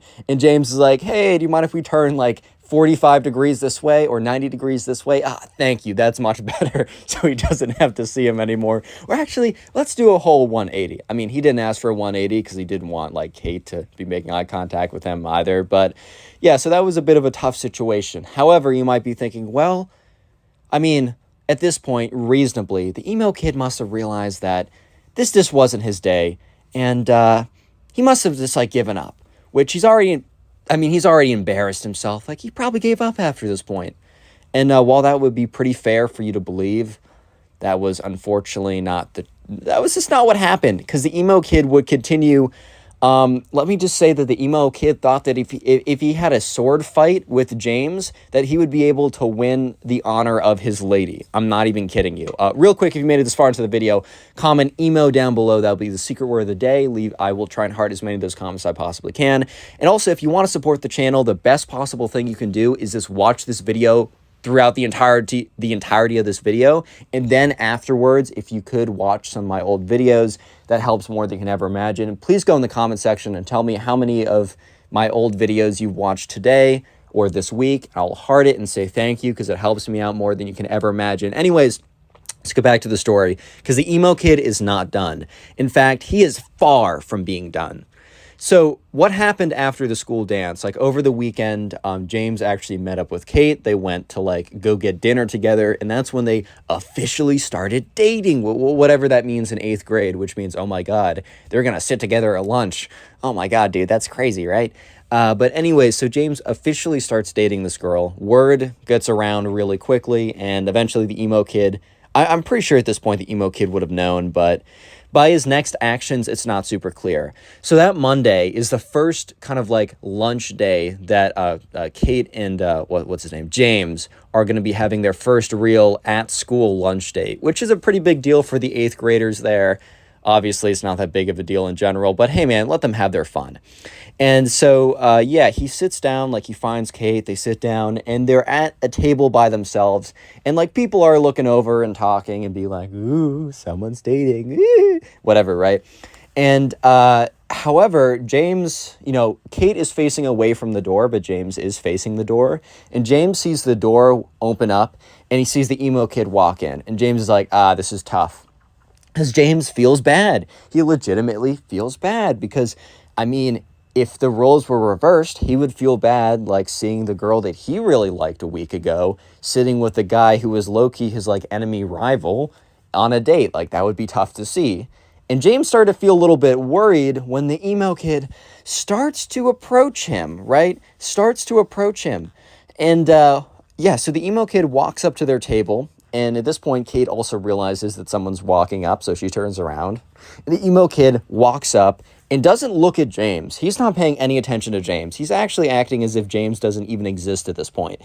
The emo kid turns to the girl, Kate, I forgot her name for a second, says, Kate, I've been wanting to ask this for a while, but since we've become so close in the last couple weeks, which they have never spoken before, but that is beyond the point. At this point, that is beyond the point. He's like, I was wondering if you would like to go on a date with me, if you would like to start dating. And James is like, oh, no, he doesn't know. How does he not know? Because James is like, everybody knows. Everybody told everybody, but I guess everybody didn't tell the emo kid. Of course they didn't. And Kate at this point is like, oh, well, I'm very flattered. And the emo kid's like, well, if you're flattered, then you should say yes, correct? And at this point, she's like, well, you see, it's actually not great timing because I'm actually currently in a relationship. And the emo kid's like, what? How? With who? And James is like, oh my God, this is so awkward. He doesn't know. So James has kind of assumed that the emo kid didn't think anything of the fact that James got like the dance with her, which in all reality, the emo kid was kind of the one who had the most common sense in that situation, because just because someone dances with a girl once doesn't mean anything, right? But at this middle school, if you got the slow dance, you were basically in. You were locked in at this point, is what I'm trying to say. So Kate has to go on to awkwardly explain to the emo kid that, well, the guy that she's sitting at right now on the lunch date with happens to be the guy that she's dating. And the emo kid turns to James, looks at him, looks him down and up, like does like the elevator look when he looks at like the top of his head, looks all the way down, then looks all the way up, turns back to Kate and is like, really, dude? You decided to date this guy when you could have dated me? He's like, bruh. And he just kind of like storms out of there. And James looks at Kate and he's like, dude, how did that kid not know that we're dating at this point? Like, I swear to God, all your friends told everybody. Like, and Kate's like, dude, my friends didn't tell everyone. And James is like, if you ask anyone at the school, besides the emo kid, apparently, they will know. And Kate's like, yeah, okay, my friends do talk a lot. And they're like, well, that was pretty awkward. Hopefully nothing else happens again. You might be thinking at this point, Connor, the emo kid must stop. There's no way he continues on. There's not a chance that he continues, right? Well. I got some news for you guys. He does continue, and it's bad. Because you might be thinking that, oh, well, the emo kid stormed off and he was done. No. About 20 minutes later, when there's only like 10 minutes left of lunch, James sees the doors open up again, and he's like, you gotta be kidding me, dude. Because the emo kid walks through. But this time, he is like stomping towards James super angrily. He runs up to the table practically, looks at James, looks him in the eye, and says, it's not over between us. It is far from over between us. And is like taking his little finger and like pointing at James. And James is like, okay, nice. Like, I like, we do not care. Like, I don't know what else to say at this point. Like, okay, cool, nice. Like, okay, what do you want me to say? And the emo kid after that is like, you better watch yourself. It's about to get bad. He like storms out of there. And, you know, at this point, James is like, okay, well, I guess that answers my question. So the next day at lunch is where things get really, really, really crazy. So he's sitting there with Kate on his second date. James is enjoying himself. He's having a good time with Kate. They're enjoying each other's presence. They're doing well. I mean, they're kind of clicking, so things might continue on, right? And that's when the emo kid walks in, and he's carrying like two sticks, like two pretty good sized sticks that he probably found in the backyard of the school. So in the backyard of the school, there's like a mini forest, nothing too crazy, but there's like a pretty big forest back there. And the emo kid must have gone back there and like found two decent sized sticks. He walks into the cafeteria with one stick in one hand and one stick in the other, and James is just looking at him. And he's like, he kind of says like to Kate, he's like, oh, okay, we got trouble. Kate turns around, looks at it, and it's just like, turns back around and is like, what? And James is like, yeah, I have no idea what's happening, but I guess we're about to see. So the emo kid walks up to the table, like kind of like waddles his way up, and he's like, you. And he like hands the stick to James, and James is like, I need a little explanation. What do you want me to do with this? Like, it's not super clear. The emo kid's like, you and I will have a sword battle, and whoever wins the sword battle will have will win the honor of your lady, and will. At this point, like Kate's like, what? And James is like, dude, what are you saying? He's like, fight me to the death. The winner gets your girl. And James is like, no. And the emo kid's like, oh, so you're scared of me then? You know that you're gonna lose, and that's why you don't want to do it. And James is like, well, I'm not convinced I'm going to lose. I mean, I'm not an expert at random stick fighting or whatever, but at the same time, why would I want to even engage? Like, why would I even want to do it? And the emo kid's like, well, I mean, for the sake of your honor, bro, like, do you really want to be known as the guy who chickened out because he's a chicken? And James is like, well, I mean, I don't really care, but I also don't want to be known as the guy who went on, who during the dance last Friday grabbed the DJ's microphone and like stopped the music to like ask out a girl who was very clearly in the middle of dancing with someone else, and then come into school the next day super angry with a bunch of sticks and try and like fight some guy to get the girl that already obviously said no to him twice. At this point, the emo kid's like, so what you're saying is that you're too scared to fight me, and because you know you'll lose. James is like, dude, we're going in circles right now. I'm not fighting you. I'm not having a sword fight to the death. Like, okay, I'm just not doing that. At this point, the emo kid's like, fine. Well, you're about to see me in my final form, where I am the most powerful. And James is like, okay. Like, word. And then the emo kid reaches up to James and rips out like a strand of his hair. And James is like, dude, like, that hurt. Like, why would you do that? And the emo kid's like, I need that for my wizardly spells. And he like laughs really awkwardly and like shuffles out of there. And James turns to Kate. He's like, dude,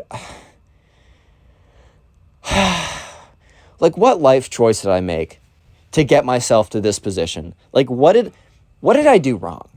Like, what choices did I make that got me here? And Kate's like, I don't know. Like, this is kind of tough. He's like, yes, why me? Like, why? Why? Like, you just came up to me with a bunch of sticks and says, I want to fight you, right? And then all of a sudden, you know, he just like pulls a piece of hair.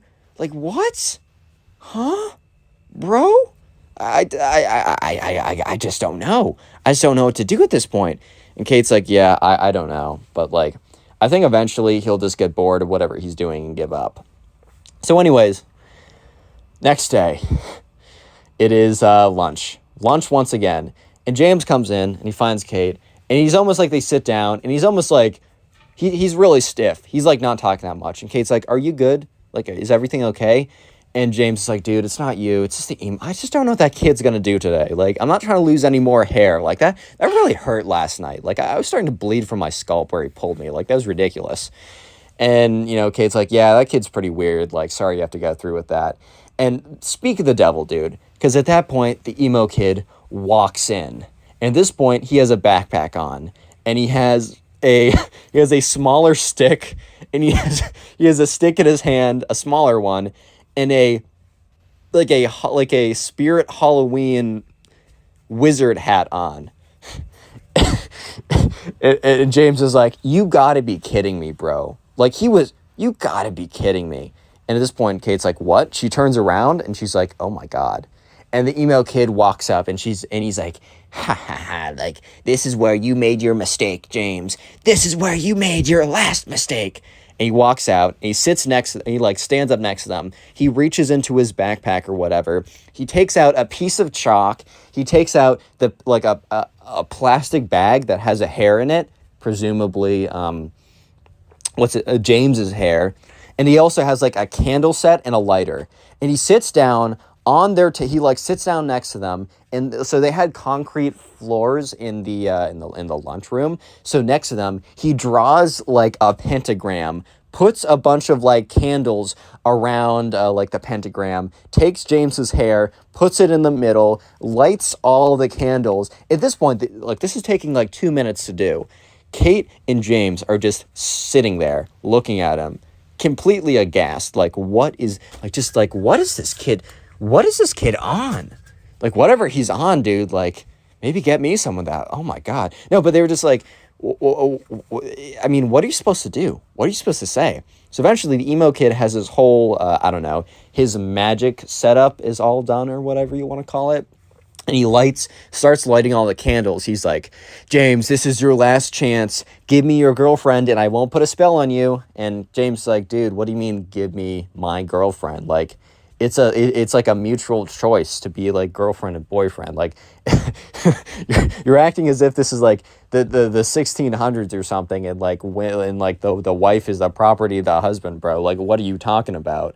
And, he's like, one more chance, bro. I'm about to put a crazy spell on you if you don't give me your girlfriend. And Kate, this is when Kate speaks up and is like, dude, like, even if he said that he was going to give me to you, I'm not going to be your boyfriend. Like, I'm not going to be your girlfriend, dude.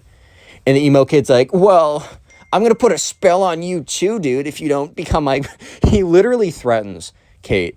And he's like, oh, if you don't become my girlfriend, I'm going to put a spell on you as well, which... Okay, I might not be the smoothest individual. I might not be, I don't know, the one that has the greatest pickup lines of all time.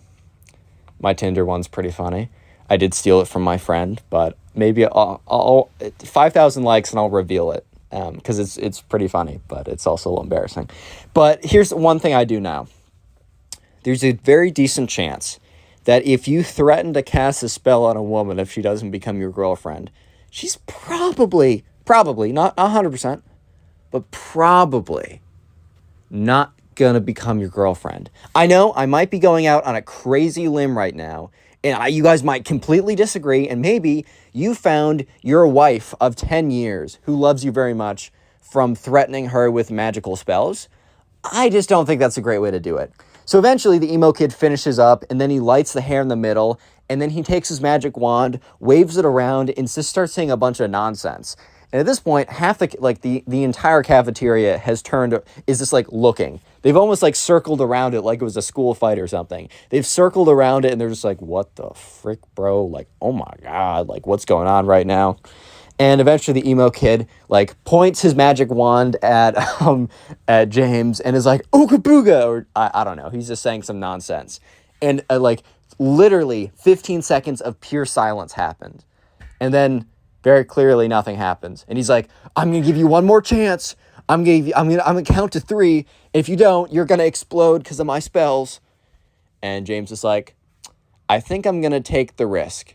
He's like, 3? I'm going to give you one more chance, bro. Like, I'm going to give you one more chance. And James is like, nope. I'm going to take the risk here. 2? And he's like, yeah, no, I'm good, man. Like, you can go ahead with this. If I explode, I explode. Like, that's tough. 1? Last chance, dude. I'm being super generous right now. Just give me your girlfriend, and we'll be all good here. And James is like, nah, I'm chilling, bro. He's like, fine.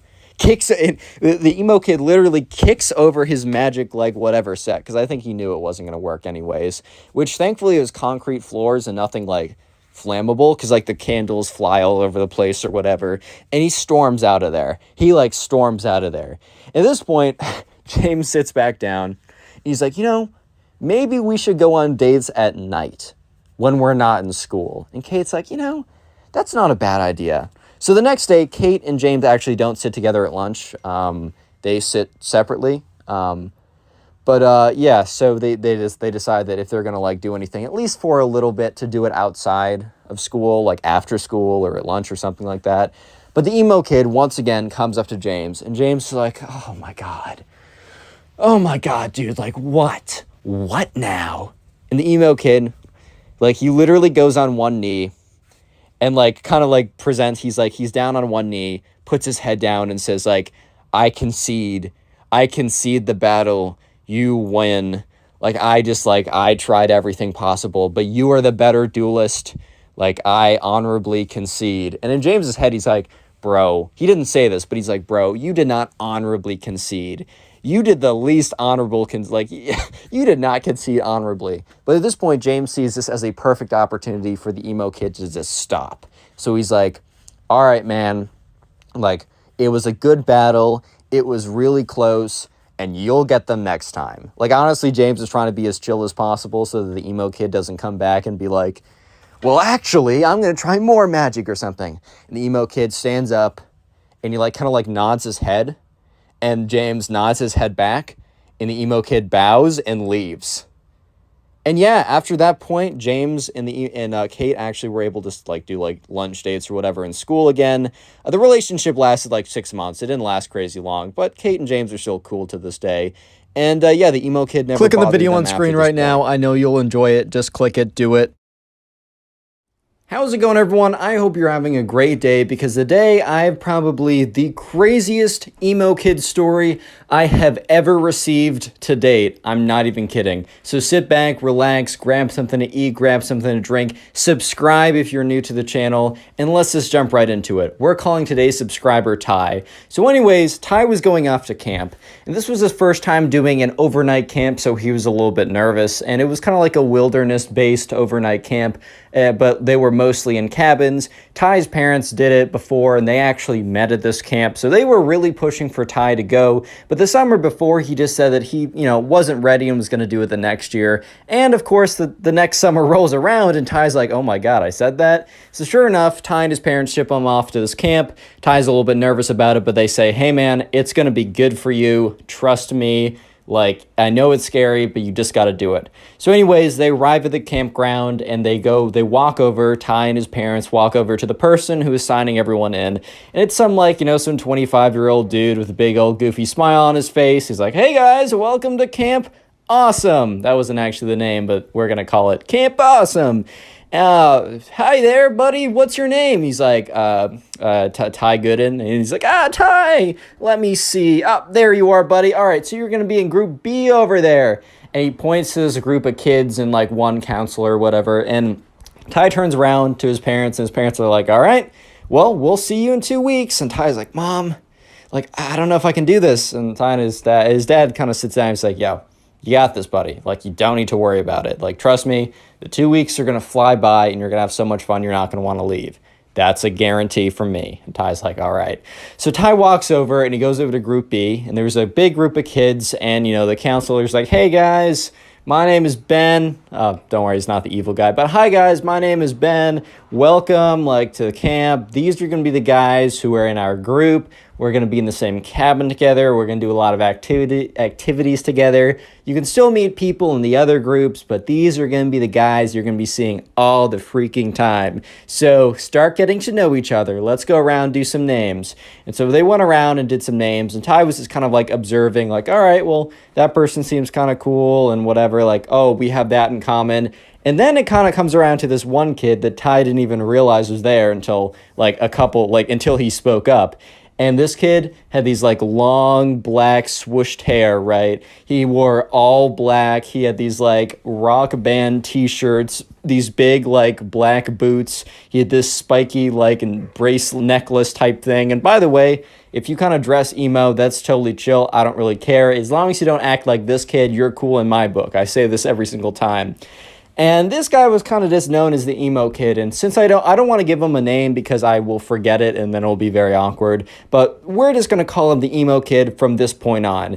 And Ty didn't think anything negatively. He was just like, oh, this guy really does put a lot into the way he dresses, and he definitely dresses with a lot of character. Ty legitimately had no ill will or feelings of just ew, this guy's dressing different than me, or anything like that. It was just an observation.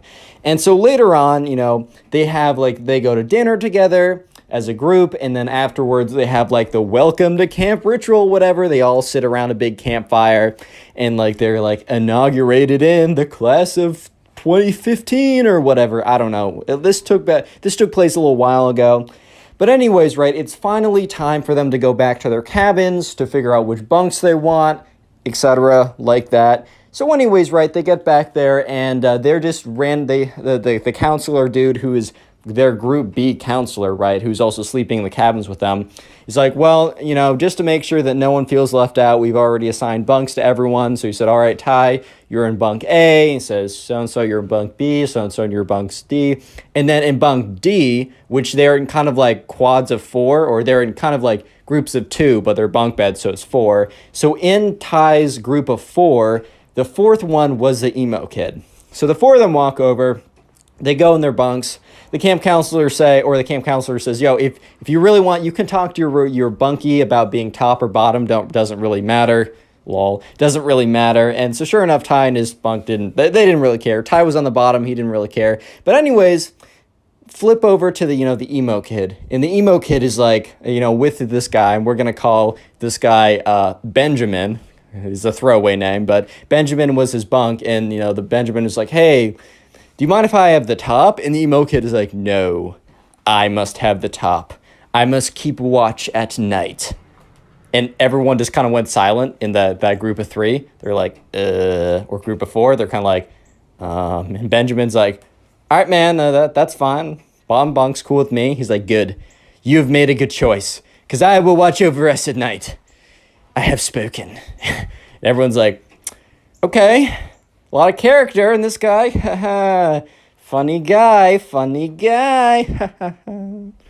Anyways, things seem pretty normal until, it's time for them to go to bed. So anyways, they go and they brush their teeth, and then they get into bed, and the camp counselor guy comes around and is like, all right, group B, section A, or whatever you want me to call you guys. Let's call you the A squad. Yeah, we're going to have a lot of fun in the next 2 weeks. Just make sure no leaving the camp or no leaving the cabin overnight. Make sure that, you follow any rules that, we ask you to. Be nice and, like fair to everyone, and just, have fun. Anyways, good night, guys. And he walks out of there. And so, the lights are turned off, and they were Ty in his top bunk, and also Benjamin across from him. They were talking for a little bit, and the emo kid didn't really join in. He was just sitting cross-legged, but kind of sitting very stiffly, so he was very much not going to bed. And eventually they were like, all right, I'm tired, good night. And they all kind of go to sleep at that point. And about 20 minutes later, Ty has not fallen asleep because he's still feeling a little weird. He's in a new environment. It's dark or whatever. He's a little bit scared. He's a young kid, whatever. He hears rustling, right? And that's when he hears steps, right? And he realizes that the steps are coming from across from him, and it's coming from the top bunk across from him, meaning the emo kid, is starting to walk down the bunks. He's like, all right, well, there's nothing too weird with that. And that's when he hears, because there's a door next to their cabin, so there's multiple exits from the cabin. He hears the door open, and he watches as the emo kid walks out. So Ty at this point is like, what? So he kind of gets up, and the person above him is completely asleep, but Benjamin, the kid from the side of him, is still awake, and he's like, yo, Benjamin. He's like, yo, what's up? He said, emo kid. Cause I maybe said his actual name, but we're calling him emo kid. He's like, emo kid, he just walked out the door. Benjamin's like, you can't do that. And, Ty's like, dude, but he did.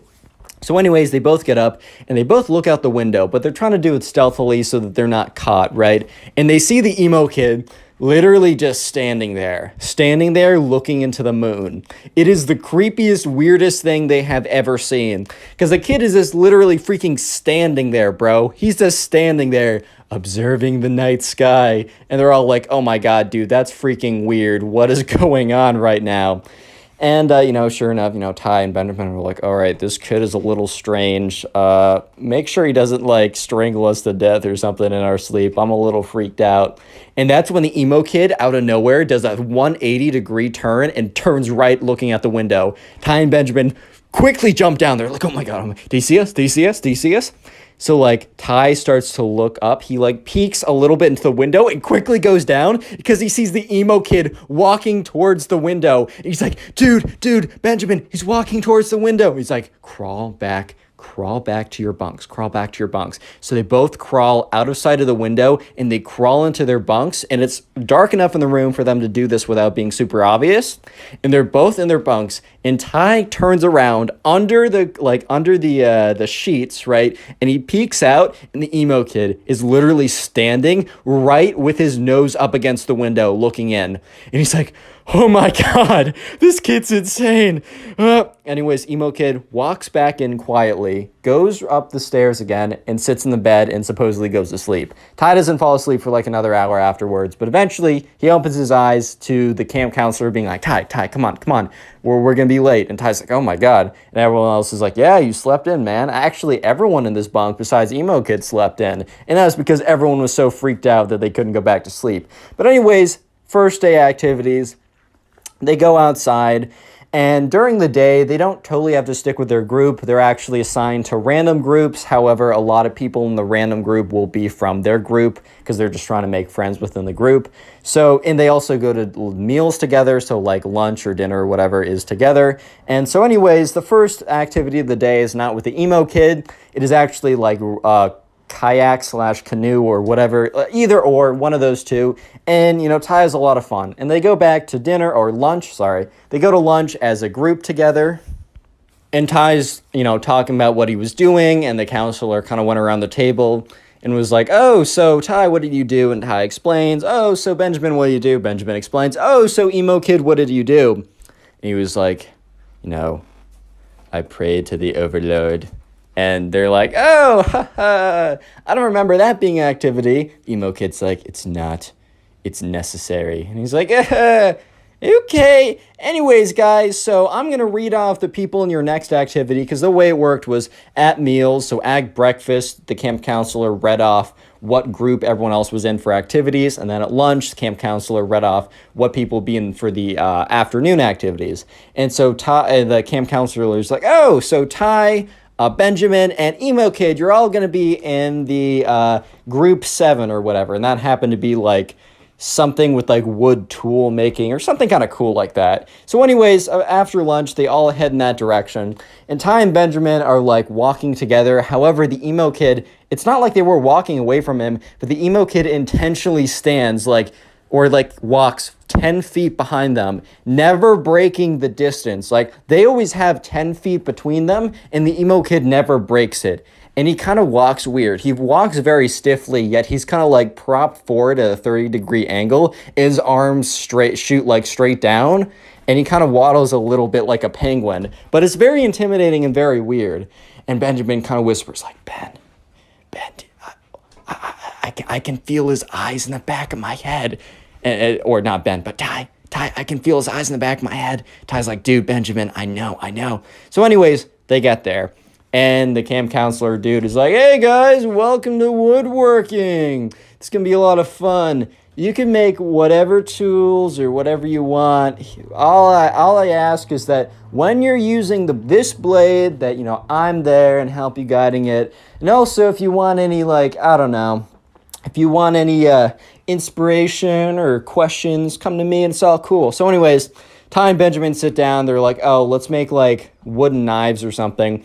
So they're given a pocket knife and they're taught how to whittle away. It's like, always, you got to face it away from you. Never face it towards you. If I see you guys facing it towards you, I got to revoke your knife privileges. Not trying to be that guy, but it's part of the job. So anyways, right, they look over and they see the emo kid. And he's like whittling away at the spoon. And at the stick. And they're all like, So eventually at the end of class, the end of the activity, they're asked to go around in a circle and say a little bit about what they made and show it off. So Ty's like, all right, well, here's a butter knife, and didn't turn out that well, and everyone laughs a little bit, and the camp counselor's like, dude, it's fire, that's your first time, don't even worry about it. Eventually comes around to the emo kid, and the emo kid is whips out this almost perfectly whittled, this is really professionally well done, and the camp counselor's like, wow, what is that? He's like, this is a wand for my warlock activities. Nobody better cross me now that I have access to my most powerful weapon of a wand. And everyone was like, what? Real quick, if you made it this far into the video, comment emo down below. That's the secret word of the day. I'll try and heart as many comments as I possibly can that say emo. And then also, if you want to support the channel, watch a bunch of these videos in one sitting. I call it binge watching. So if you're sitting down, maybe playing video games or trying to go to sleep or something like that, watch 10 videos in a row if possible. I know it's a big ask, but if you do so, please leave a comment down below. I'll heart it and even shout you out, as on screen right now, shouting out some people who are supporting the channel and telling me about it. So yeah, thanks to these guys and you guys, and let's get right back to it. So fast forward a couple days into the week, and every single day, the emo kid's been doing weird things. So right now is a Wednesday. For context, they got there on a Sunday night. So this Wednesday night, Benjamin's kind of becoming the side character for Ty. He's becoming pretty close friends. And Ty and Benjamin are kind of talking about the emo kid and being kind of tracking the weird things he's been doing. But tonight is one of the weirdest things he's done. So once again, Ty and Benjamin have been noticing that the emo kid has been going outside every single time, like 15 minutes after they go to sleep. So Ty and Benjamin, they both get in bed, and when the lights are turned off, they wait about 15 minutes, and sure enough, the emo kid gets out of bed and walks down the steps. And he walks outside, and he walks to kind of this like big forest clearing. So Ty and Benjamin, they both walk over, and they both look up, and they look out of the window. And they're looking out, and they see the emo kid, and normally he just stands there blankly. But this time was different. He was getting to work. They saw the stick that he made in the wands, in like the wand craft whatever class, or the woodsmanship class. And he takes the end of it that isn't pointy, where you do the spell, and he puts it into the dirt, because he's standing on a pretty big dirt clearing, and he starts drawing this circle, this very big circle. And Ty looks over at Benjamin and is like, dude, what on earth is going on? Like, what is this kid doing? And Benjamin's like, dude, I have no idea. And they look at it, and he's drawn a complete perfect circle around him. And then he steps out of it. And then he starts making lines within the circle. He goes from the top of it, down, up, down, across, up. He's made a perfect upside-down pentagram. And if you don't know, that's basically like a sign of like ship or the something. So at this point, right, Ty and his friend are freaking out. They're like, oh my god, he's trying to like summon something. And sure enough, the emo kid starts like waving his wand around in these weird directions and starts like spinning around in a circle and making these like weird movements. And if TikTok was around, I bet Ty would have been like, bro, is he trying to do a TikTok dance or something? But anyways, Ty and Benjamin are watching as the emo kid, after making the upside down pentagram, just starts waving it around and starts speaking, like, because the window was cracked open a little bit, and they start hearing like some weird okay, maybe it wasn't as goofy as that, but he was kind of talking these like weird tongues or whatever. And that's when they heard the light flick on. Not in their room, because they would have seen that. They heard the light flick on in the middle cabin. The middle part of the cabin.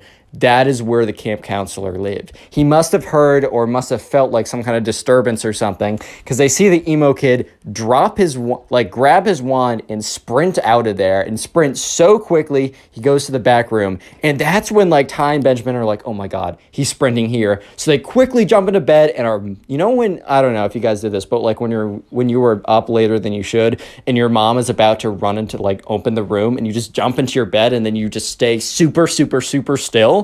That was them. Like, it doesn't matter if you're sprawled out in a weird position, you're staying as still as possible. So they jump in, they're super still, and they watch as the door opens and the emo kid runs in and runs up to like the second bunk and just sits in there.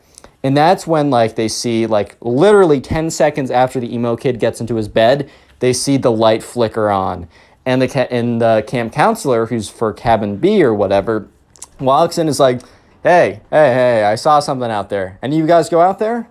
And, like, you know, everyone's pretending to be like, what? Like, they just woke up. The emo kid is really pretending to be like, what? I don't know what's going on, bro. And obviously Ty and Benjamin, you know, they're trying to, like, pretend like they weren't up watching the whole thing. And the kid on the very top of, like, Ty just is still completely asleep. So counselor's like, all right, whatever. He's like, all right, well, remember, it's a punishable offense if you guys leave the cabin during night. Like, you will be forced to go back home, and you don't want to miss the fun retreat we're doing this weekend. And they're all like, all right. They were like, yeah, it wasn't us. I don't know what it is. And that's when the camp counselor is like, what? And he looks outside the window, and that's when he sees it. He's like, stay here. And he goes outside, and they all watch as he walks outside, and he sees like the upside down pentagram like drawn into the circle or whatever, drawn into the dirt. And he's just looking at it. And he takes out like his iPhone 4, because it was like 2015 or whatever, and he takes a photo of it with like flash, takes another photo, steps back, takes another photo, and everyone else pretends to be asleep as they go back in. Next day rolls around, and they're walking to their first activity from breakfast.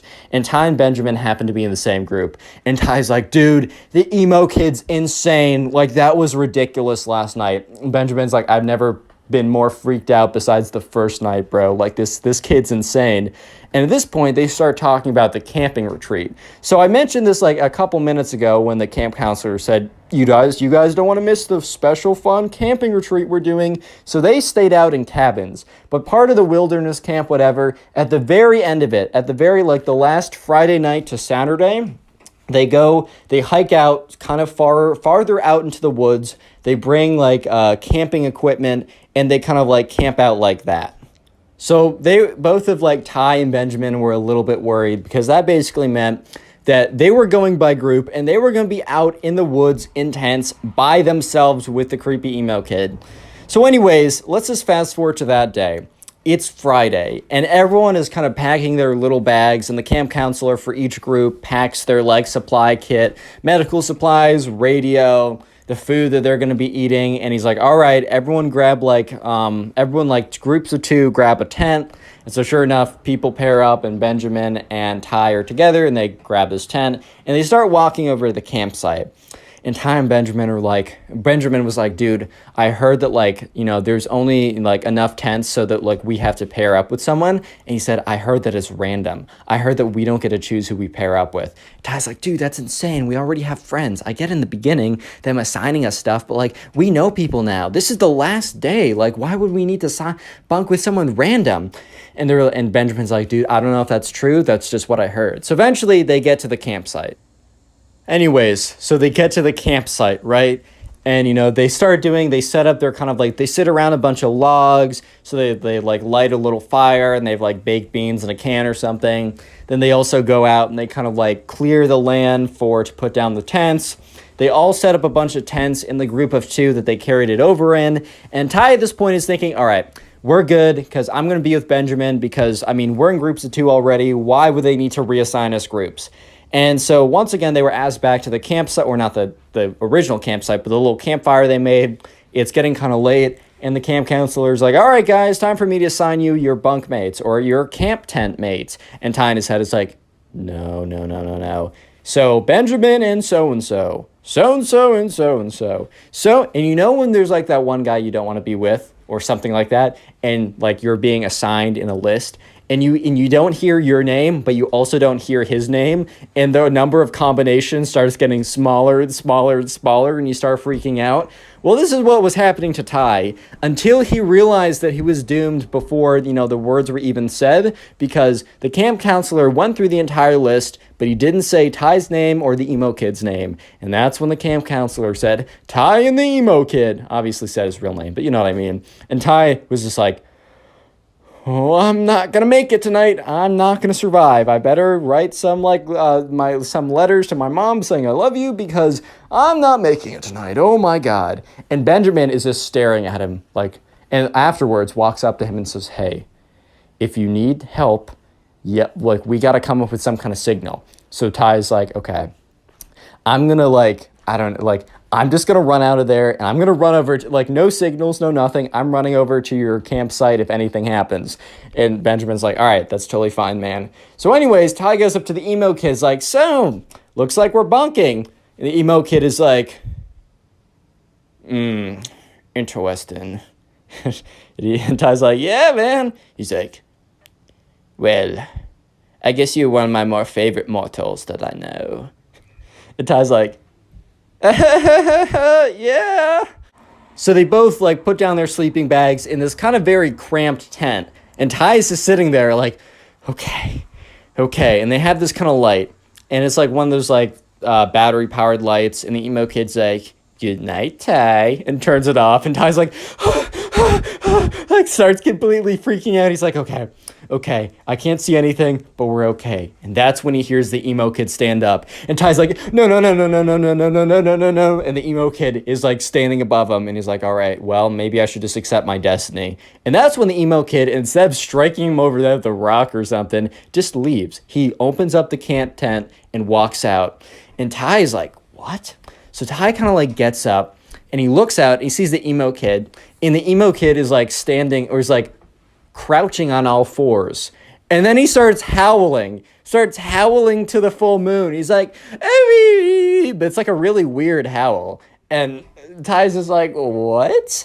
And that's when he hears the kind of like the camp counselor who's with us be like, hey, who's that? You're not allowed to be outside your campsite. And you just see the emo kid go, oh, and just sprints towards the tent. So Ty jumps back into his bed, and the emo kid, who's not very coordinated apparently, instead of like jumping through the wind, like the open flap, jumps right through the tent. So breaks right through the tarp of the tent, cracks the entire thing. The entire thing comes collapsing down, and Ty just like has his eyes closed as the entire tent falls on top of him.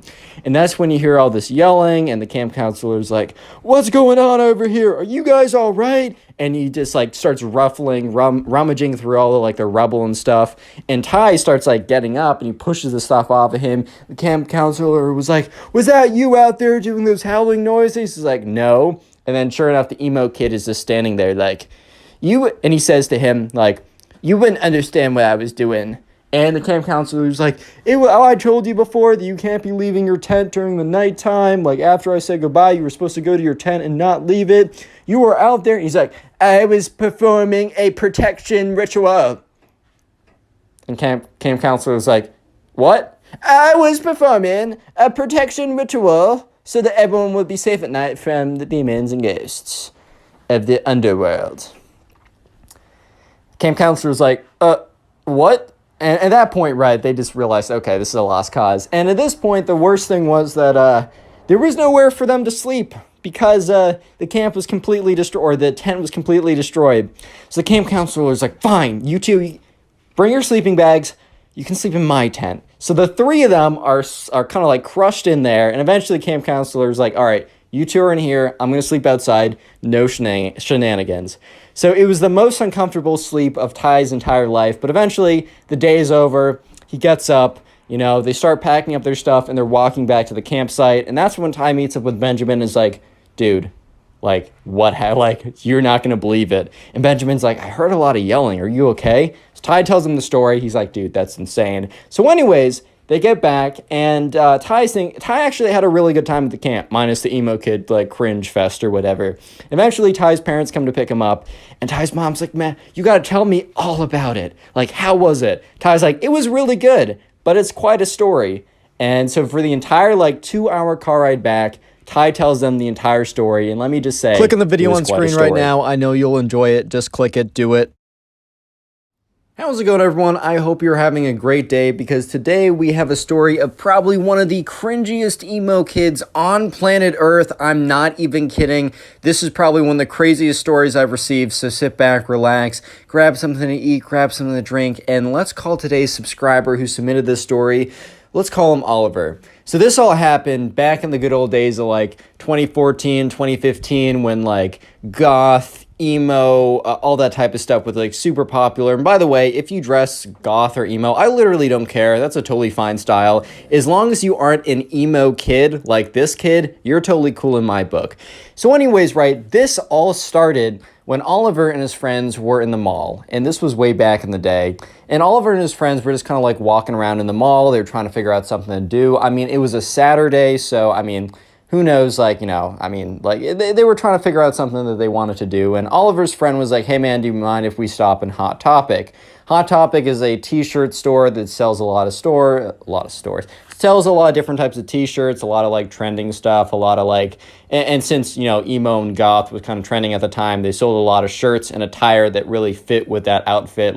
You got black t-shirt that says society, and then you got a spiky collar.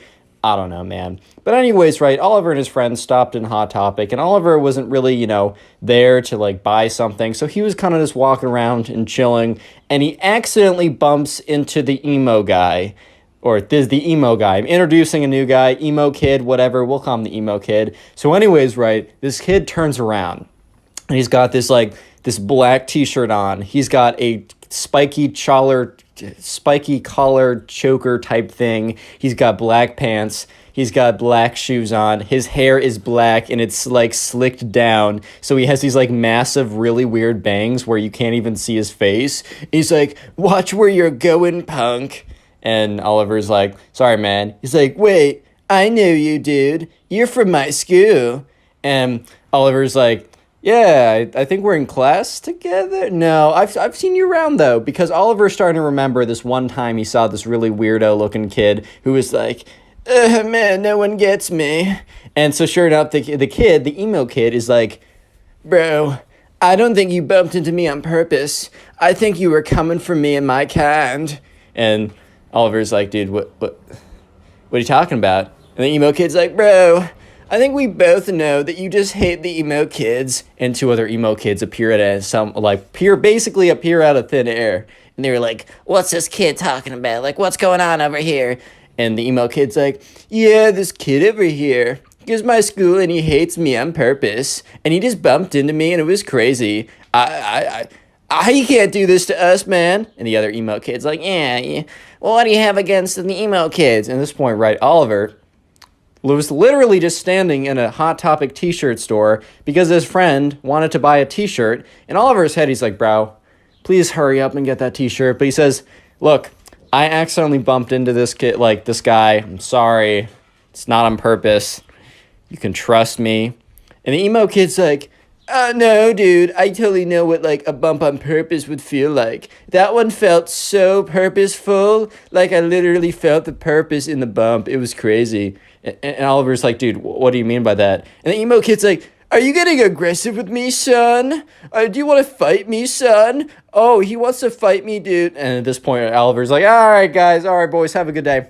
Oliver goes over, finds his friend. He's like, dude, I met a bunch of weirdos. They want to fight me. I literally bumped into them. And like Oliver's friend's like, all right, dude, like, that's like, oh, all right, we'll go. That's fine. And then Oliver's friend sees this like pack of like emo kids walk over, and Oliver's friend starts cracking up. He's like, bro, you can't seriously think, wait, these kids want to fight you? Dude, they're not going to do anything. They can probably barely walk here without fainting. And the kids are like waddling over. And the emo kid's like, don't think I forgot what you did, man. And so sure enough, right, Oliver and his friend, they buy the t-shirt, they leave. And, Oliver is telling his friends all about what's going down. His friends like completely laughing. They find it hilarious. And that's because Oliver thinks to himself, well, I'm never going to see these kids again. It doesn't really matter, right? Oh my God, was Oliver wrong? Because this started one of the most insane sagas that Oliver has ever had in his life. He was telling me that like he's experienced a lot of crazy things, but the story that is to follow what just happened is probably the craziest thing that ever happened to Oliver ever.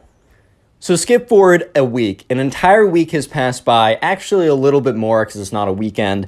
Oliver, it's a Monday morning. He gets up. He's like, oh my God, I gotta go in. So, he gets up, eats breakfast, gets on the bus.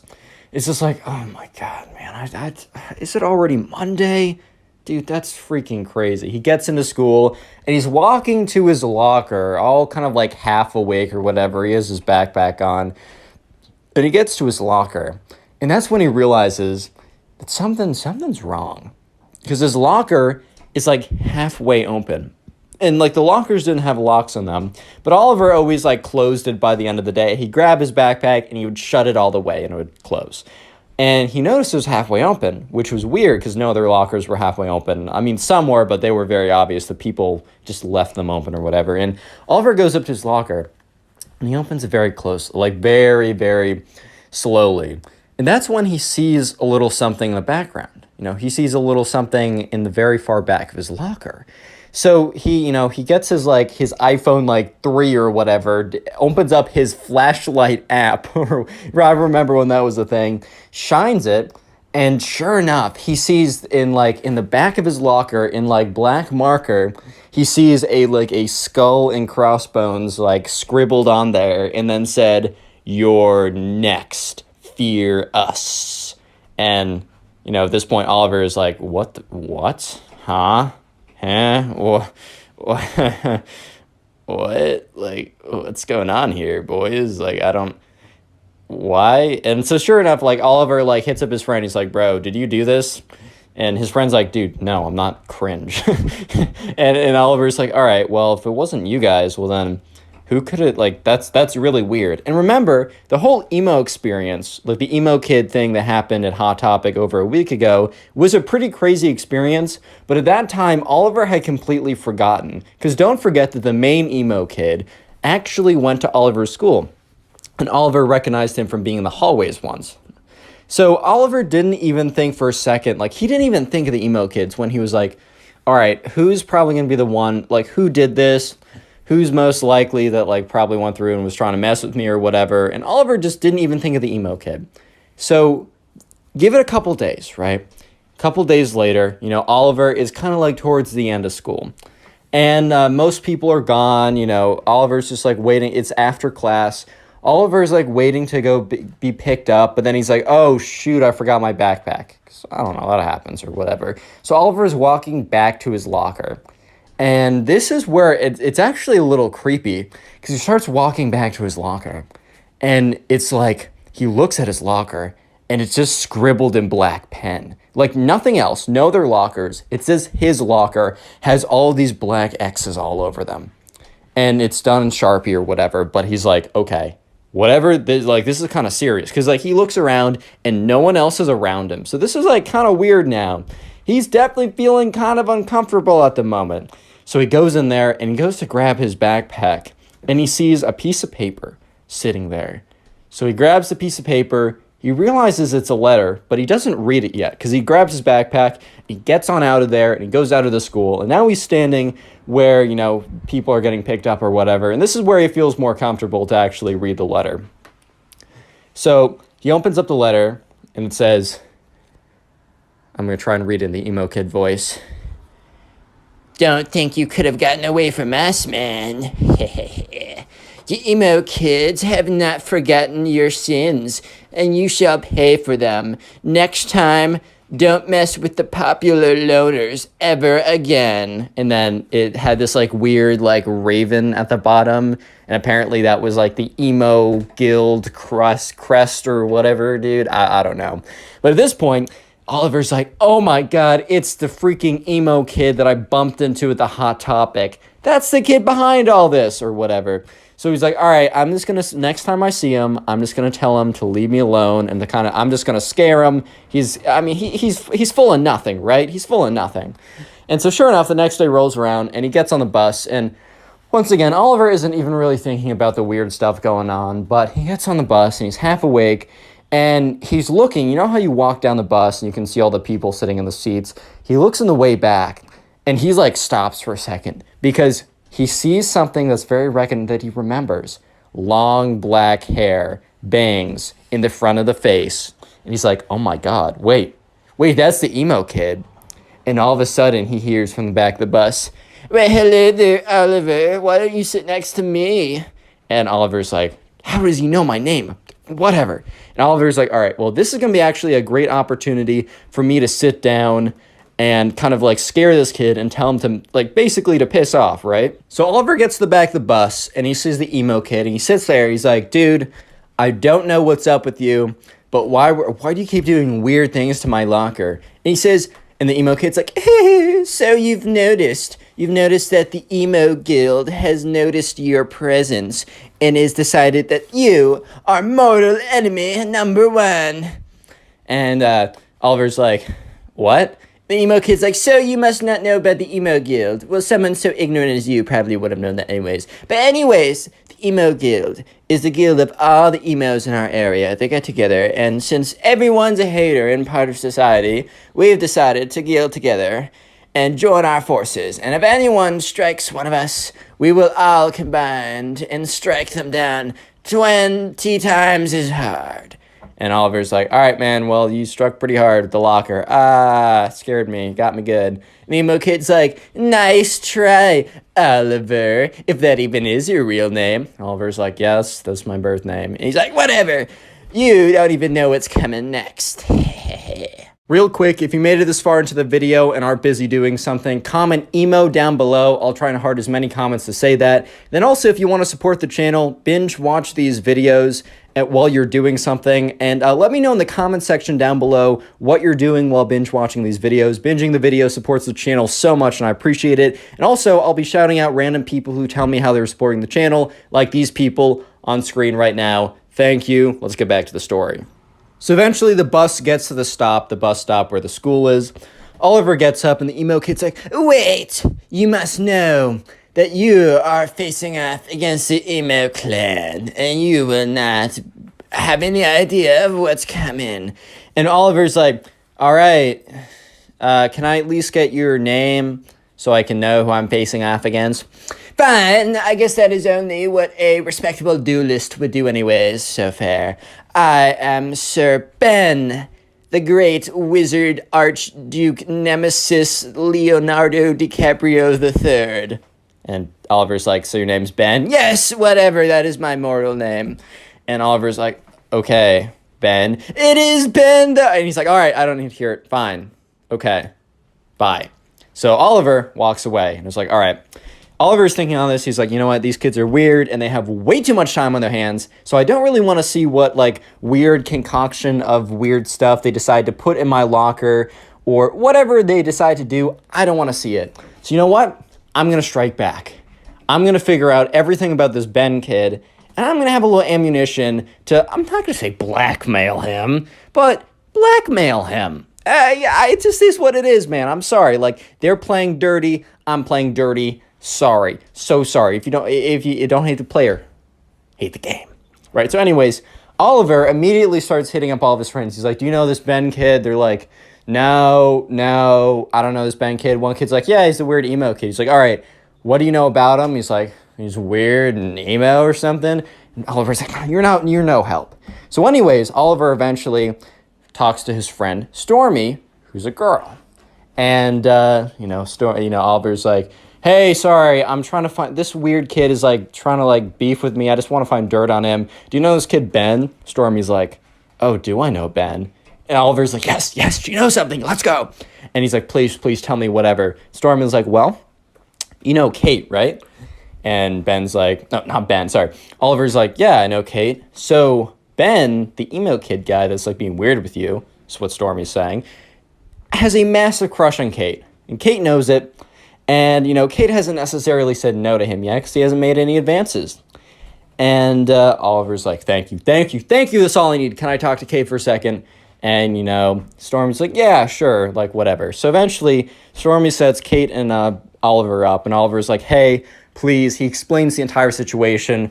And Kate's like, look, Ben, the emo kid, has been weird to me for a very long time. Like, I used to think it was this funny, but he's weird. He keeps looking at me. He keeps professing his love to me. You know what? I'll team up with you. We'll take him down. Oliver's ecstatic at this point. So basically, they come up with a plan. If next time the emo kids strike, Oliver is going to find the emo kid and ask for, mercy. And if the emo kid doesn't give him mercy, and, Oliver doesn't actually expect him to give him mercy, basically, assuming the emo kid doesn't give him mercy, Oliver is going to say, well, I'm going to give you one more chance to give me mercy. And the emo kid's he's going to be like, what do you mean? Like, I have the upper ground.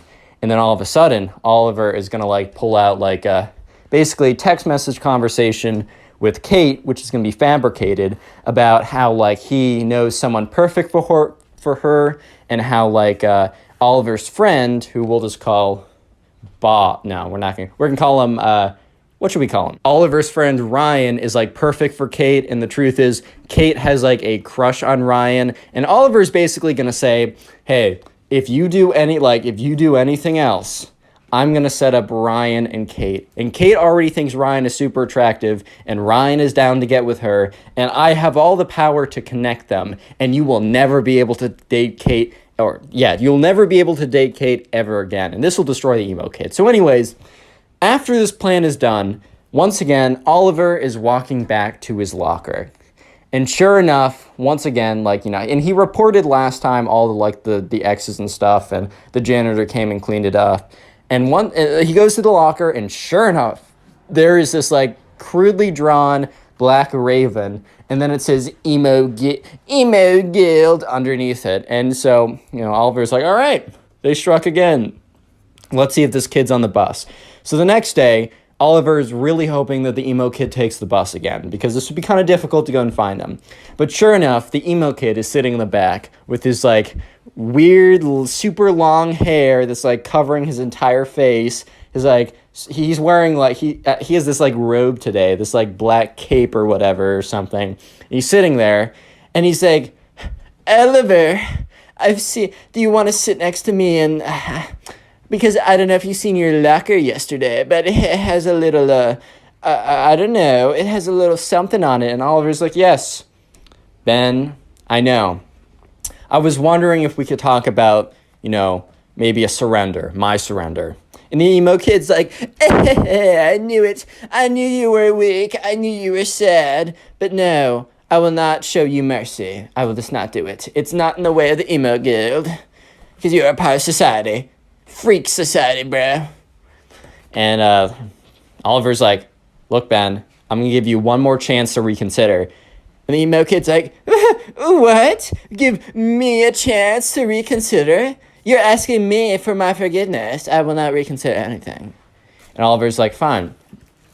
I know about Kate. And the emo kid's like, what? You know about my love? I can barely keep a straight face doing this. Anyways, emo kid's like, you know about my love? And Oliver's like, yes. In fact, I know more than that. You know Kate, right? Well, I have a friend, Ryan. He's a good-looking man. And I was talking to Kate, and I was talking to her about Ryan. And I just asked her, you know, what she thought. And Kate confessed to me that she really thinks Ryan is so attractive. And you know who's my best friend? Ryan. You know who Ryan finds attractive? Kate. And with a snap of my fingers, Mr. Emo Man, I could set the two of them up. And you will never have a chance to date her for the rest of high school or middle school. Or I don't care, right? For the rest of high school. And I mean, it's not like that Ben, the emo kid, was going to date her anyways. But the emo kid was like, no! No! What do you want, you cruel beast? You cruel monster. I don't know why you put my love up like that. You can have whatever you want. You can have my riches. You can have my gold. You can have my Twilight limited edition series book signed by the author himself. You can have anything of mine. And Oliver's like, dude, I just want you and your weirdo friends to stop. Emo kid's like, the emo guild is not gonna like this. They'll know that I have a weakness. I might be kicked out of the emo guild. No. And Oliver's like, all right, well, if they're not going to stop, if your buddies aren't going to stop, you and your weirdos aren't going to stop harassing me, well then, you know what? Kate and my friend Ryan are going to be sitting in a tree. Emo kid's like, no, don't say it. Don't say it. K-I-S. No. S-I-N. No. G. No. Fine. Oliver, you cruel monster. You can have whatever you want then. Fine. Well, fine. We'll do it. No, nothing more will happen. I'll tell the emo guild that you surrendered to me and I was merciful because that's part of the emo guild. And Oliver's like, didn't you say that was the opposite? It doesn't matter, Oliver. I'm trying to work with you, idiot. And Oliver's like, okay. You know what? If this is true, Kate and Ryan, they're not going to be like that. But just so you know, if you or one of your little emo friends do anything to me, anything, Kate and Ryan are a thing. Emo kid's like, fine, you drive a hard bargain. I'll call off the attacks. And from that point on, Oliver has never received another emo style, I don't even know if you could call it an attack, but he never received weird stuff in his locker or weird carvings of the emo guild or anything like that. And he lived happily ever after. Click on the video on screen right now. I know you'll enjoy it. Just click it, do it. Today I got a story time for you guys about probably one of the weirdest, strangest emo kids to ever exist. So yeah, I don't know, get something to eat, get comfortable, subscribe if you're new, and let's call today's subscriber who submitted the story, let's call her Claire. So this takes place during Claire's class, right? During school, she was in class, and there's this boy that Claire was talking to, and she kind of liked him, right? Hey man, it happens, life happens. Let's call this guy Ben, because I'm not creative, man. There's also another girl in Claire's class, and we're just going to call her the emo girl. And Claire didn't know this at the time, but she really did know this. She really got to know this pretty soon. But at the time, she didn't know that the emo girl had a massive crush on Ben, right? And part of me feels for the emo girl a little bit. Like, I've definitely been in situations where in middle school I had a crush on this girl and she was obviously talking to another guy that, like, you know, would have definitely gotten her. Like, that I was not the one for her, some other guy was.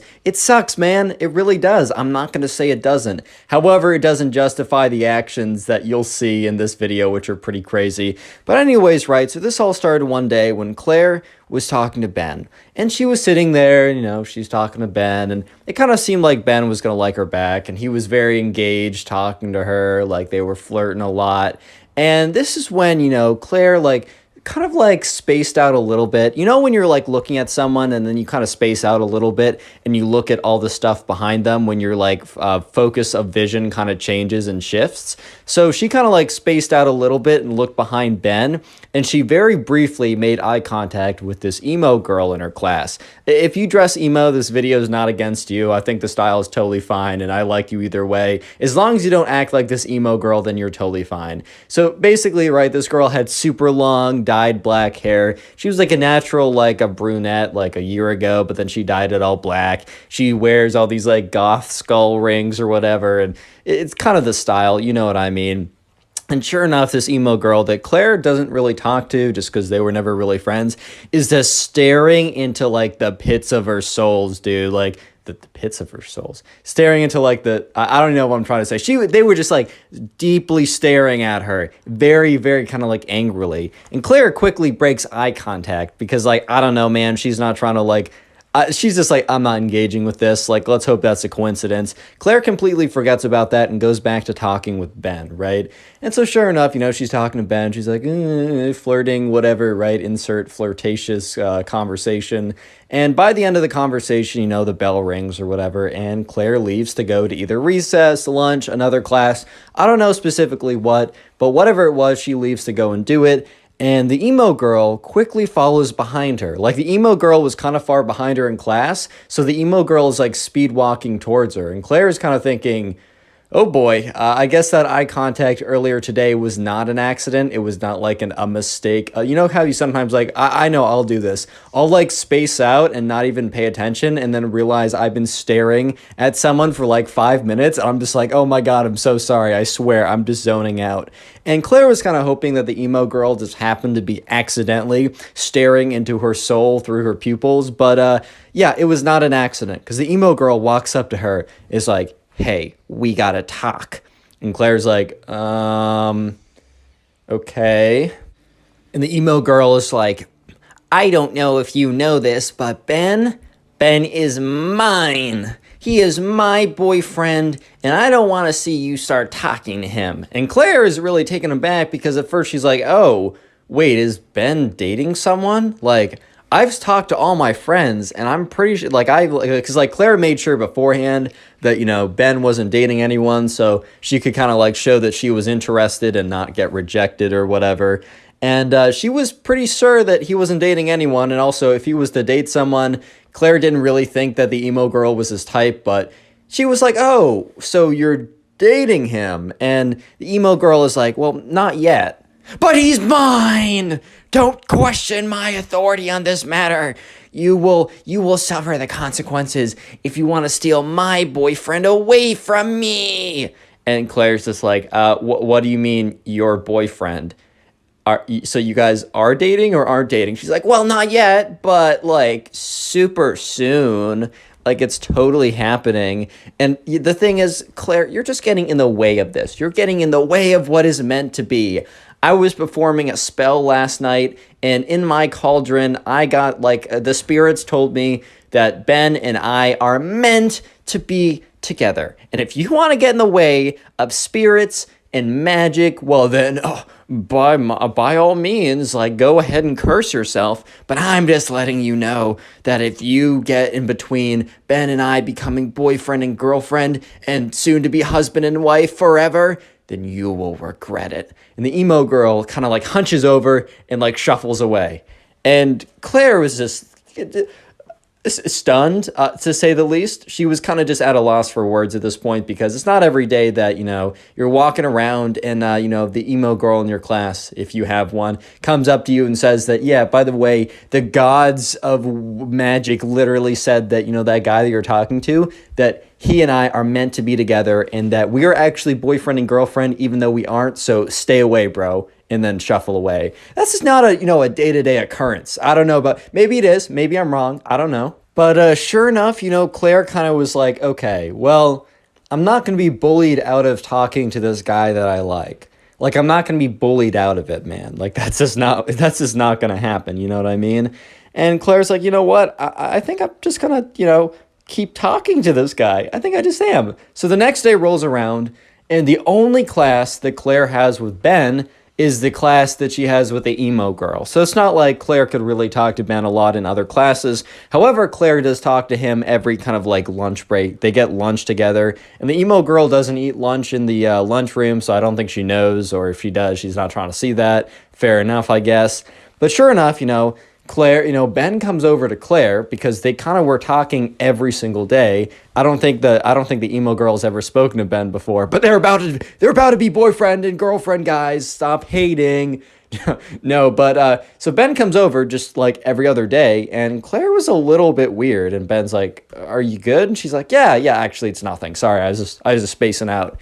In reality, Claire was like, "Okay, this will be interesting," because she notices the emo girl is intensely staring at her, right? Just looking at her so angrily. And as Ben walks over, and when Ben sits down, her brow furrows, and she lifts up her hand and crunches it into a fist of rage, like that Arthur meme where it's like his fist is all balled up.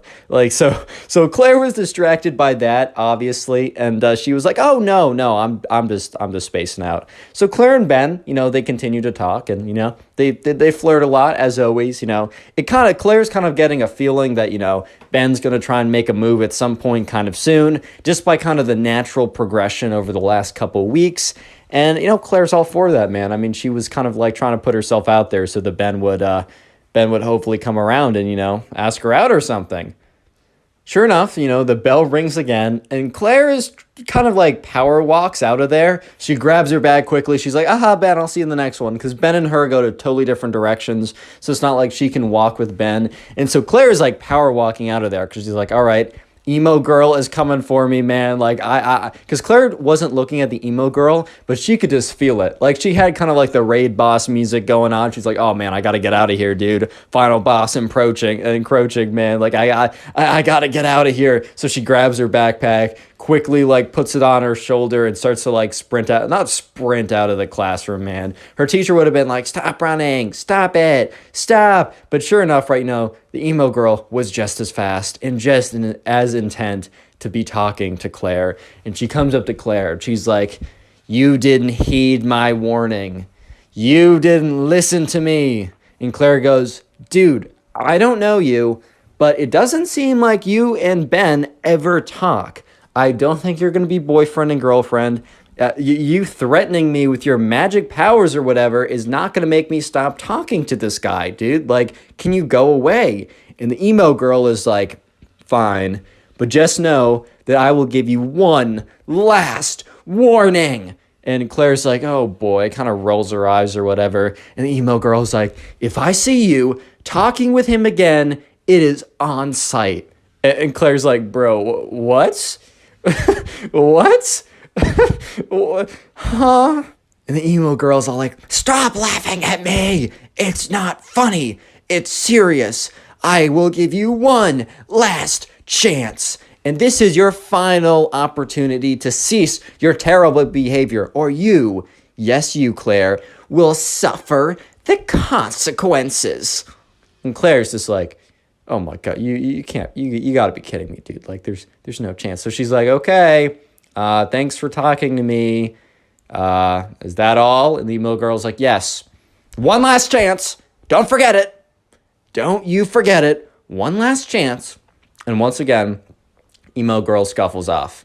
Little spoiler, Claire does not listen to the emo girl. And the next day in class, The emo girl does something completely crazy. But real quick, comment emo down below if you want to heart in your comment, as that is the secret word of the day, and I will try and heart your comment to say thank you. And also, if you want to support the channel, binge watch videos, or just watch a bunch of videos after this one, or in your free time, when you're drawing, about to go to bed, playing video games, go watch one of the playlists. I got Emo Kid playlist, Spoil Kid playlist, and if you do, comment down below so I can personally say thank you, as it really does help. And also, profile pic army looking strong.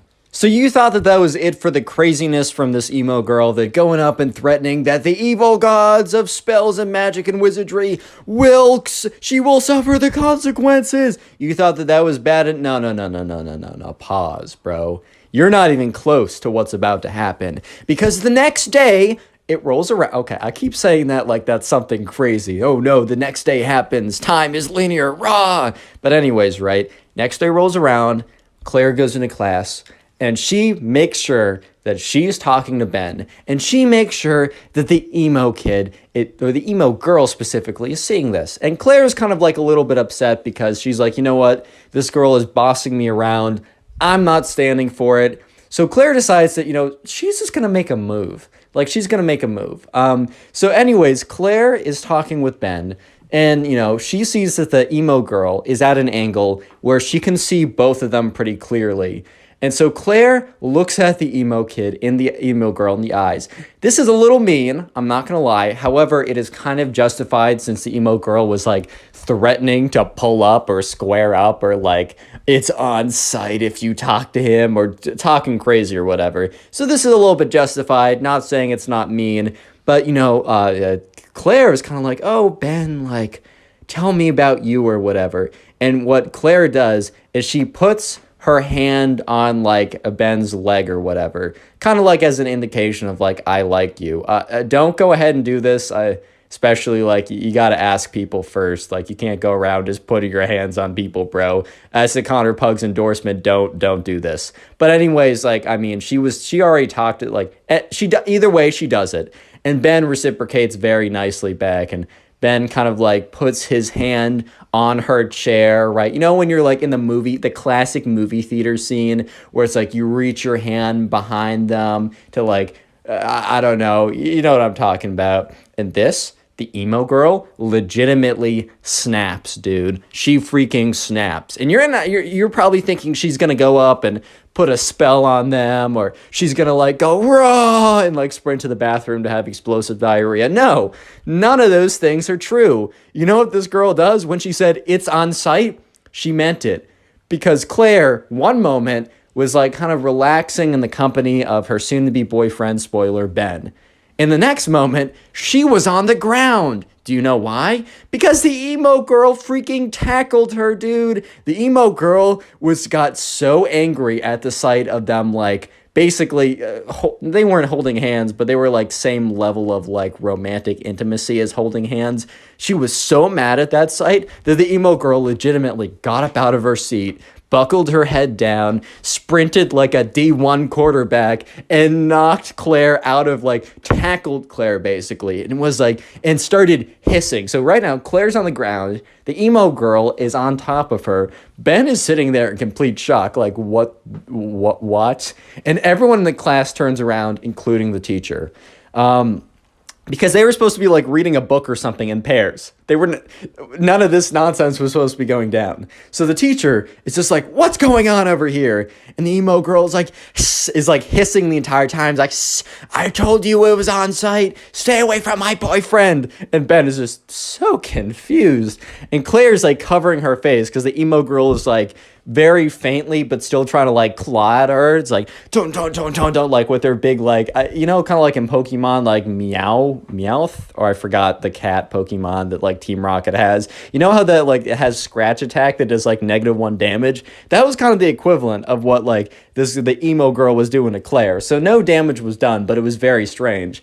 And sure enough, Claire at the next moment feels the sensation of the emo girl leaving her body, like being picked up. So she opens her eyes and she sees the emo girl is literally being dragged away by the teacher and dragged out of the classroom. And Claire gets up and Ben looks at her with just this look of, huh?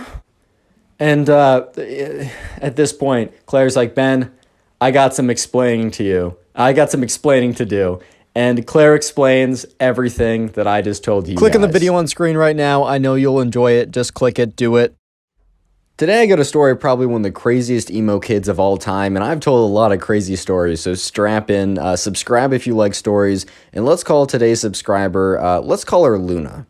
So Luna was a tennis player and was pretty good at tennis, and over the summer, her mom sent Luna to a tennis camp, and this story starts pretty far through the tennis camp. So the tennis camp lasted about 1 week long, and on the last day, which was Friday, all the parents would come and they would watch kind of like a tennis tournament of all the kids who were playing and learning how to play and getting better during the week. There would be a big tournament. They would have like, I don't know, a fake little trophy thing, but the main important thing was that there was a big tournament at the end of the week and all the parents came to watch. So this story starts on that Thursday. So this is the day before the last day, which is the big event. And this tennis camp took place at a college, so they had access to a college dining hall. And Luna and her two friends were walking, to go try and find a table. And Luna's two friends said, "Oh, look over there," or one of Luna's friends said, "Oh, look over there. There's a table." So Luna's two other friends, went over and sat down at the table. Luna said, "I'll be right back. I'm gonna go get something." So Luna walks over to the dining hall, grabs something to eat, and is walking back. And while Luna's walking back, she's not really paying attention. Like, she's kind of like, I don't know, spacing out or looking on her phone, or for some reason, she's not paying full attention to her surroundings. So unfortunately, she bumps into this guy. And, the guy had a tray of food, and the food, honestly, it wasn't even that bad. Like, the food, sure, like a little bit got on his shirt, but it wasn't like the entire tray exploded all over his shirt and his clothes were soiled and ruined beyond repair. Like, yeah, dude, you got sprayed a little bit. That sucks, but it's time to move on. And Luna was like, "Oh my God, I'm so sorry. That's so embarrassing." And like, she's like, "I'm so sorry. Like, I wasn't paying attention." And this kid, Luna's looking at this kid, and this kid is very clearly like an emo kid. And by the way, there's nothing wrong if you dress like goth or emo or whatever. It's a style, and I think a lot of my viewers have the style, and I don't personally do it myself. That isn't my style, but I rock with you if you do that. No hard feelings. However, if you're like this emo kid, bro, you got to change some things in your life. That's all I'm saying. Because this emo kid looks at Luna, looks her dead in the eyes, and then takes out a book. And Luna's like, what? And the emo kid, so he has this book in his hand, and Luna notices that there's like ancient hieroglyphics. Dude, my brain is not working right now. There's like ancient like letters and all these like symbols on the book. Basically, it looks like a wizard or witch book or something. And Luna's thinking to herself, all right, there's no shot that like that's actually like a wizard book or something. And the emo kid reaches into his back pocket and takes out a wand. So he opens up the spell book and he's waving his wand around. He's like, "You have made a great enemy. You have made a great mistake bumping into me on purpose." And Luna's like, "It wasn't on purpose, man. Like, I swear to you, like, I wasn't paying attention and I apologize for that. I should have been paying attention. You're right. Like, that's on me. However, like, come on now. It was an accident. I don't know what you're doing. I don't know what kind of nonsense doobly-doop you're doing right now." But he's like, "Silence, mortal." And he's like waving his wand around. He's like, "Hibbity-bibbity-bobbity-boo. I put a something like super goofy, but like supposedly like, I don't know, wizard tongue or something." He's like, "Beepity boop, boppity bee." I'm like, okay, bro, like, let's calm down now. And he's like, "There, you've been cursed." And he slams the book shut with one hand, puts the wand back in his pocket, puts the book back into his backpack, which he was carrying around. Or I guess not a backpack, I guess it was like a tennis bag with a racket in it. And the emo kid walks off. And Luna is just standing there, just kind of like, what just happened? Like, can we just have like a little pause and a rewind of what just happened here? Because I don't think that like I really understood what was going on, because there's not a shot that actually just happened. So Luna goes back to the table with her two friends, and her two friends are like, "What took you so long?" And Luna's like, "Well, I actually have a very interesting answer that I bet you guys were not expecting." So Luna tells them the story, and they're like, One of them was just like, oh my God, that's crazy. The other one was like, dude, like, I know that kid. Like, I was in a tennis group earlier this morning. We're practicing forehands. I know that kid. He was so weird, bro. He was all like, Shisha. Okay, okay, he wasn't like the other emo kid, bro. I'm just playing around. But he was like all like in the corner, hushed away. And when the coach like said to him it was his turn, he kind of like looked up at him and flicked his long dark hair back, kind of sighed, and then like, you know, hit a forehand or something. And they're like, that kid was super weird, but I had no idea that he was like that weird. Because there's a difference between being kind of weird and putting spells on people randomly. Like, that's just two different ballparks, bro. Quick comment emo down below if you want to harden your comment. That is the secret word of the day, and I will do my best to heart as many comments as possible. I'm still getting over some complications with the wisdom teeth, and that might take a couple days. So please don't take it personally if I don't heart your comment. Do know I still really appreciate it. And also, shout out to all the people who've been binge watching my videos, like going through and watching a ton of them, either via the playlist or just through the recommended. Please let me know in the comment section when you're doing this so I can heart it and say thank you, and just know that you're supporting the channel more than you can even imagine at this point. I really appreciate it. Back to the story. It gets crazy. Anyways, right, so the next day rolls around, and remember that, you know, Luna was at a tennis camp, and on the last day, which was the next day, because this whole spell incident happened on a Thursday, and the last day was on a Friday. So it was Friday, it was the last day, and it was only like a half day because the parents would come and pick you up by the end of it. But anyways, right, there was a big tennis tournament, and all the parents came to watch. So it was a pretty big deal. And so everyone was sitting around on the tennis court, and like the coach was standing at the very front. Everyone was sitting on the tennis court, and he was reading off his list of like, all right, guys, like, thank you for all your hard work this week. And finally, it pays off. Just know that, you know, win or lose, like, you know, we just want to make sure you have a fun time, and that, you know, I mean, there can only be one winner, so you can't take it that personally if you don't win. The most important thing is to, like, good sportsmanship and have a fun time. And anyways, let me read off the pairings. So the pairings were read off, and Luna had a first round match where she played against some random guy or something, and she was better. She was probably one of the top 10 people at the camp. She didn't expect to win the tournament. I mean, the other people, were some people that were much better than her, and maybe they're having a bad day or whatever, but Luna just wanted to, you know, go out there, have some fun. So Luna's first round match went down really well. She won 6-2, 6-3, which is pretty solid win. If you guys know tennis, I used to play tennis a lot back in the day. That's why I can tell this story so well, at least the tennis parts. But anyways, things get really interesting when Luna goes into her second round match. The second round match is against a familiar character that you guys may or may not remember from earlier in the story. Yes, Luna is playing the emo kid, and let me just say that Luna did not forget the emo kid, but very well the converse is true too, because the emo kid had not forgotten about Luna either. Which means, yes, Luna versus the emo kid are about to play after the emo kid put a spell on her. And Luna's just looking at her opponent like, there's no way. There's no way, man. There's no way. So anyways, right, you know, Luna, so when you play tennis, you normally, like, you will warm up with your partner and then you'll get into playing. But basically, you both stand on two sides of a net, just very quickly for people who don't know. And so Luna was standing on one side of the net, and the emo kid was, like, sulking over and kind of, like, was all hunched over and kind of, like, wandered over to the other side of the net. And so Luna walks up to kind of, like, the net in between, and the emo kid walks up as well. And Luna's like, all right, like, do you want to warm up? And the emo kid is like,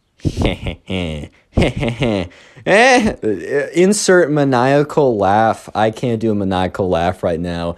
I just can't do it. So insert, like, the most evil maniacal laugh from, like, TV shows and movies you can think of. And dude, out of all the responses Luna was expecting, okay, Luna was either expecting like yes or no. It was a yes or no question. But out of all the responses that Luna was expecting, let me just say that a maniacal laugh was not on the list, dude. Like, it just was not on the list. And so Luna's kind of just thinking like, okay. And then the emo kid goes on to say, like, finishes up his maniacal laugh and is like, why would I need to warm up when I have the curse on my side? And Luna was just like, oh, so we're still going with that. We're not just going to, like, because Luna was kind of thinking, all right, well, let's just put yesterday behind us because that was very weird. You know what? Luna gave this guy, the privilege of allowing, just to put that behind them. Because normally that's not a thing you just put behind, right? The fact that, like, you got a spell put on you, normally you don't just forget about that. But Luna was like, oh, okay, so no warm-up? And the emo kid said, yeah. Well, I mean, I have the curse on my side, so why would I need to warm up anyways? And Luna was like, all right, fine, I really got to smack this kid. So Luna and the emo kid kind of go immediately into playing the match, and so Luna spins the racket, and sure enough, it is the emo kid's choice. So basically, in the beginning of tennis, you spin like heads or tails, and if you get it right, you can choose to serve or have the other person serve. And the emo kid starts maniacally laughing. So once again, insert the like maniacal evil villain laugh after the racket is spun. And, Luna's just kind of looking at him like, dude, what? And the emo kid is like, looks like my curse is already working. Insert again another maniacal laugh. And Luna's just thinking to herself, all right, bro, like, let's not jump to conclusions. There's a 50-50 chance that you were going to get that. Like, come on now. In the back of Luna's mind, she was like, well, I wonder if the curse is real, but her rational mind was able to take control and be like, all right, let's just smack this kid. I know I'm better than him. So sure enough, right, the emo kid starts serving. Basically, that's the way you start a tennis point. So the emo kid throws it up, bops it in, and the serve is not that good. Serve is the hardest part of tennis, in my opinion. But the serve is not that good. And Luna, really wanting to have a good impression to kind of quote-unquote break the curse, winds up a massive forehand, completely crunches it, and obliterates the emo kid in the first point. Like, this ball is blazing off of Luna's racket and just smack right past the emo kid. The emo kid wasn't even, like, the emo kid plus the curse were not good enough to give him the reaction time to be able to deal with it. That's how bad this whole thing was, dude. So Luna looks up at the emo kid, giving her the dirtiest look ever, because I don't think the emo kid realized that Luna was one of the top players at the tennis camp, but he now realized that, he was probably not going to win this. I think he walked in with a lot of confidence, also trying to scare her off because of, like, he remembered, oh, this is the girl I put the curse on. Odds are he would have, like, if this was a different person, he would have put a curse on them beforehand. Like, he would have walked up to the tennis net, whipped out his magic wand, and been like, blah, blah, you're now cursed or something, just to mess with their head. But since he's already done that, right, he was trying to use that as leverage. But anyways, the match continues, and the emo kid is getting destroyed. So at this point, the emo kid is down about 3-0, and they're only playing one set. Basically, in tennis, you play to 6 games. Whoever gets to 6 games first but win by 2 wins, and if you get to 6-6, you play a tiebreaker. But anyways, right, Luna's up 3-0, so absolutely smoking the emo kid. And it's Luna's serve, and she serves it in, and it is very clearly a winning shot. However, it was close, right? It wasn't like, it was clearly in, but it wasn't like in by so far that, like, you'd have to be like crazy to say that it was out, right? And the emo kid was like, out. Because if you don't know, you make your own calls when you play tennis. There's no umpire unless you're really good. And this was a lower level. I think in the final match, like the final match of their big tournament, they might have like someone like officiating it. But the emo kid was like, out. And Luna kind of looked at him like, no, dude, that wasn't. But like, she can't really do anything. So they keep playing, right? And Luna continues to crush this kid, continues to crush this fool, bro. Like, and the emo kid continues to cheat. However, the emo kid is really only cheating when it's like, I don't know, kind of close. So if like Luna hits a really good shot, but it's kind of close, the emo kid will just call it out. And this is super frustrating to Luna because she's losing a lot more points than she needs to, but she's still winning. It's currently 5-1. So if Luna wins one more game, then it's over, right? She wins the match and like it's done with the emo kid. And at this point, right, I think other matches were kind of like getting on with, and like there were like more people were finishing, so parents were kind of like coming over and they were watching, and like more of the staff officials decided to watch this game just because less matches were being played because more people were winning and losing and kind of less matches were going on. So at this point, right, it was like 5-1 Luna, and there were a bunch of people watching at this point. And so Luna hits a shot that is very clearly a forehand winner. She hits it, smacks it. It's not even like the other ones that is kind of close. This one was so clearly in, it was in by like 2 or 3 feet. And the emo kid is like, that was out, by the way. And Luna's like, dude, like, I've been letting you have some really close calls recently, but that was so clearly in, I don't know how else to say it. Like, I give you the benefit of the doubt of all the other stuff, but that one was so clearly in, I can't let it stand. Luna basically slips and she's like, nah, I'm done, bro. And the emo kid starts getting mad and he's like, hey, like, you must respect my authority for point calling. And I guess technically you do, but then again, like, one of the camp people was watching the whole thing go down, and he started to pay more attention. So he's watching the emo kid, and the emo kid is getting so angry. So once again, they start another point. The emo kid takes that point, even though he's obviously losing, right? And Luna hits another shot, and the emo kid, it's not even that Luna's shot was good. The emo kid just shanks it into the net, like he completely misses it. And the emo kid was like, oh, by the way, your shot was so out. And it was so clearly in. And Luna's like, dude, you can't just call everything out when you lose. And at this point, the emo kid said, like, I'm going to do what I want because it's my authority and you have to deal with it.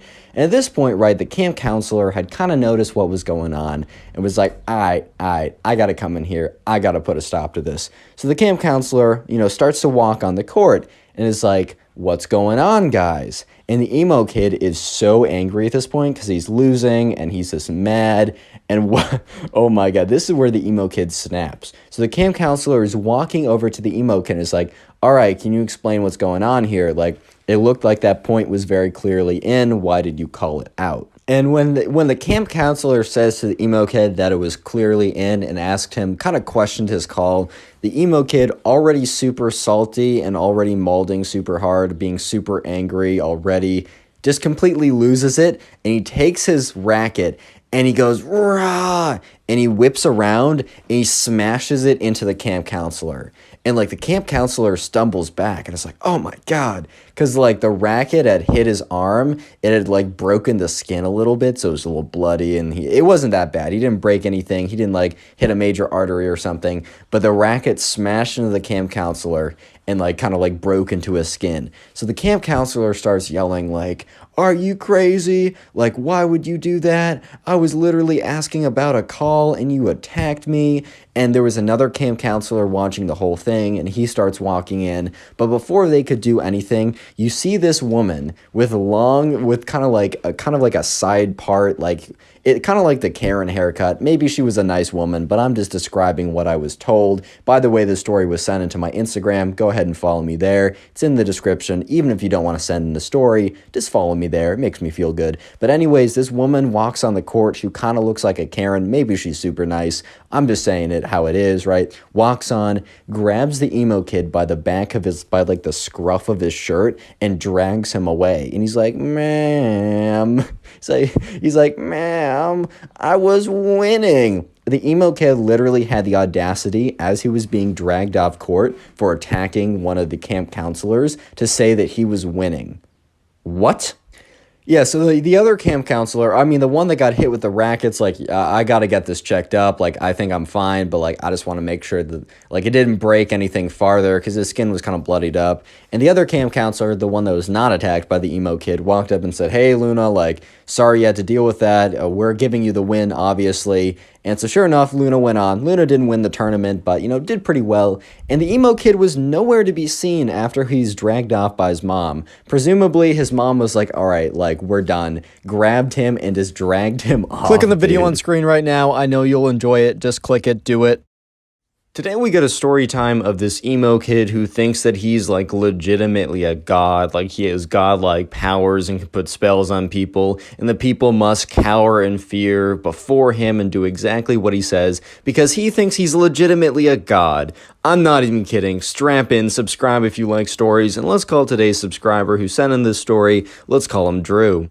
So this all happened one day when Drew and his mom decided to get dinner with his cousin and his cousin's mom, because it had been a long time since Drew and his mom had seen his cousin and his cousin's mom, and at this point, right, they just want to have a little bit of a reunion. It had actually been so long that it had probably been about 3 to 4 years since Drew has seen his cousin, and, while they're driving over there, because they were driving to some kind of, like, local restaurant or whatever, because Drew's cousin and Drew's cousin's mom happened to be in the area for some reason, Drew's mom was like, "Hey, Drew, by the way, I just want to let you know that your cousin, he's going through a little bit of a phase." And, Drew's like, "What do you mean?" And she's like, "Oh, he's kind of going through like a little emo phase right now, so be nice to him. He's being extra emotional nowadays." By the way, I've seen a lot of people in my comments say that they kind of dress emo or whatever. Dude, I literally don't care. Do what you want to do. You got my love and respect either way. As long as you don't act like this kid, then we're cool. But anyways, right, his mom's like, "Yeah, he's kind of going through a bit of an emo phase right now." And Drew was like, "All right, like, that's cool, whatever. I'll, like, not be mean to him about that." Drew's mom did not say that he was also going through his Greek god arc or whatever, dude. Like, it's the funniest thing ever. But anyways, so they sit down, and Drew and his mom are looking in, and Drew sees Drew's cousin's mom, and she's like, "Oh my god, how's it going?" Wait, Drew's cousin's mom would be Drew's mom's sister. Okay, that's much easier. So Drew's mom sees her sister, and it's like, "Oh my god, it's been so long. How's it going?" They run up and they like hug each other. At this point, right, Drew is kind of curious to see what his cousin is looking like, and sure enough, right, he looks over, and Drew's cousin is like full, like super long, dark black hair, has like a black hoodie from Hot Topic, has like black socks, and has like a spiky chain thing, dog collar thing, and has like long, like black painted nails, and has in his mouth, like he has like a lip ring or something, and he comes up and he's kind of like shrugged over, hands in pockets, he's like, "What's up?" And Drew's like, "Hey, man, how's it going?" Last time, like, he was in his Minecraft arc, so completely different, man. So Drew was a little taken aback. But anyways, they all decide to go and sit down, and they're just talking about stuff. And it seems super normal at first, but here's the first interaction that Drew kind of realized was the beginning of, wow, this is going to be a lot weirder than I ever expected. Drew's cousin, like the emo kid, and I'm just going to call him the emo kid, just realized the emo kid and Drew's cousin are the same person from here on out.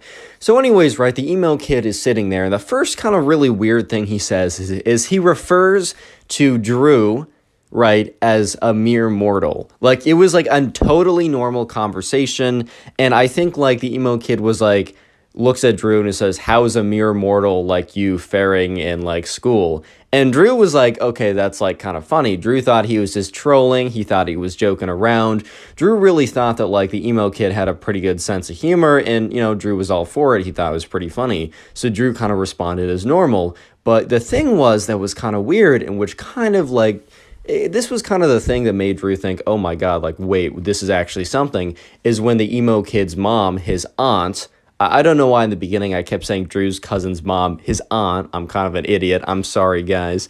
Anyways, right, his aunt made this face, like a bit of a grimace, but also a smile. And Drew's like, why is she acting so weird? Like, the kid made a joke about me being a mere mortal. Little did Drew know the emo kid was in his god era or whatever, right? So, I mean, he meant it, bro. He legitimately meant that he was a mere mortal. But anyways, right, weird things just kept going on like that. Because all of a sudden, right, the emo kid was like, yeah, like when I was at school, it's going well for me because since, and he looks at them when he says, and has a bit of a smirk. And Drew in his head is like, yeah, I don't know, but he doesn't question any further. The emo kid's like, yeah, because, all my friends, they're bowing down because, they don't want to, they don't want to deal with my wrath, which I totally understand. And Drew's kind of just like in his head, like, all right, like I can't tell if this is a joke or not. If it's a joke, this bit of satire is pretty funny. But if it's not a joke, oh my god, like this is not going to be, this is super weird. But anyways, right, and he looks at Drew's cousin, or the emo kid's cousin's mom again, and she's grimacing again. And Drew in his head is like, wait a minute, something's off here. So the emo kid is like, I gotta go to the bathroom. He stands up and he like Sonic dashes away, or just like does the Sonic dash away, and like, The thing is, right, Drew didn't notice this before, but he has like a black cloak. Like the dude has a Superman cape, but it's like all black and like emo and whatever. And Drew's just like, okay, this guy's he's a bit of an oddball, but at least he's a good guy. That turned out to be very incorrect. But anyways, right, Drew is just like, all right, man went to the bathroom. Like, I guess it's just going to be my mom, my aunt, and I talking. And the aunt, her face was like a forced smile for the entire conversation until Drew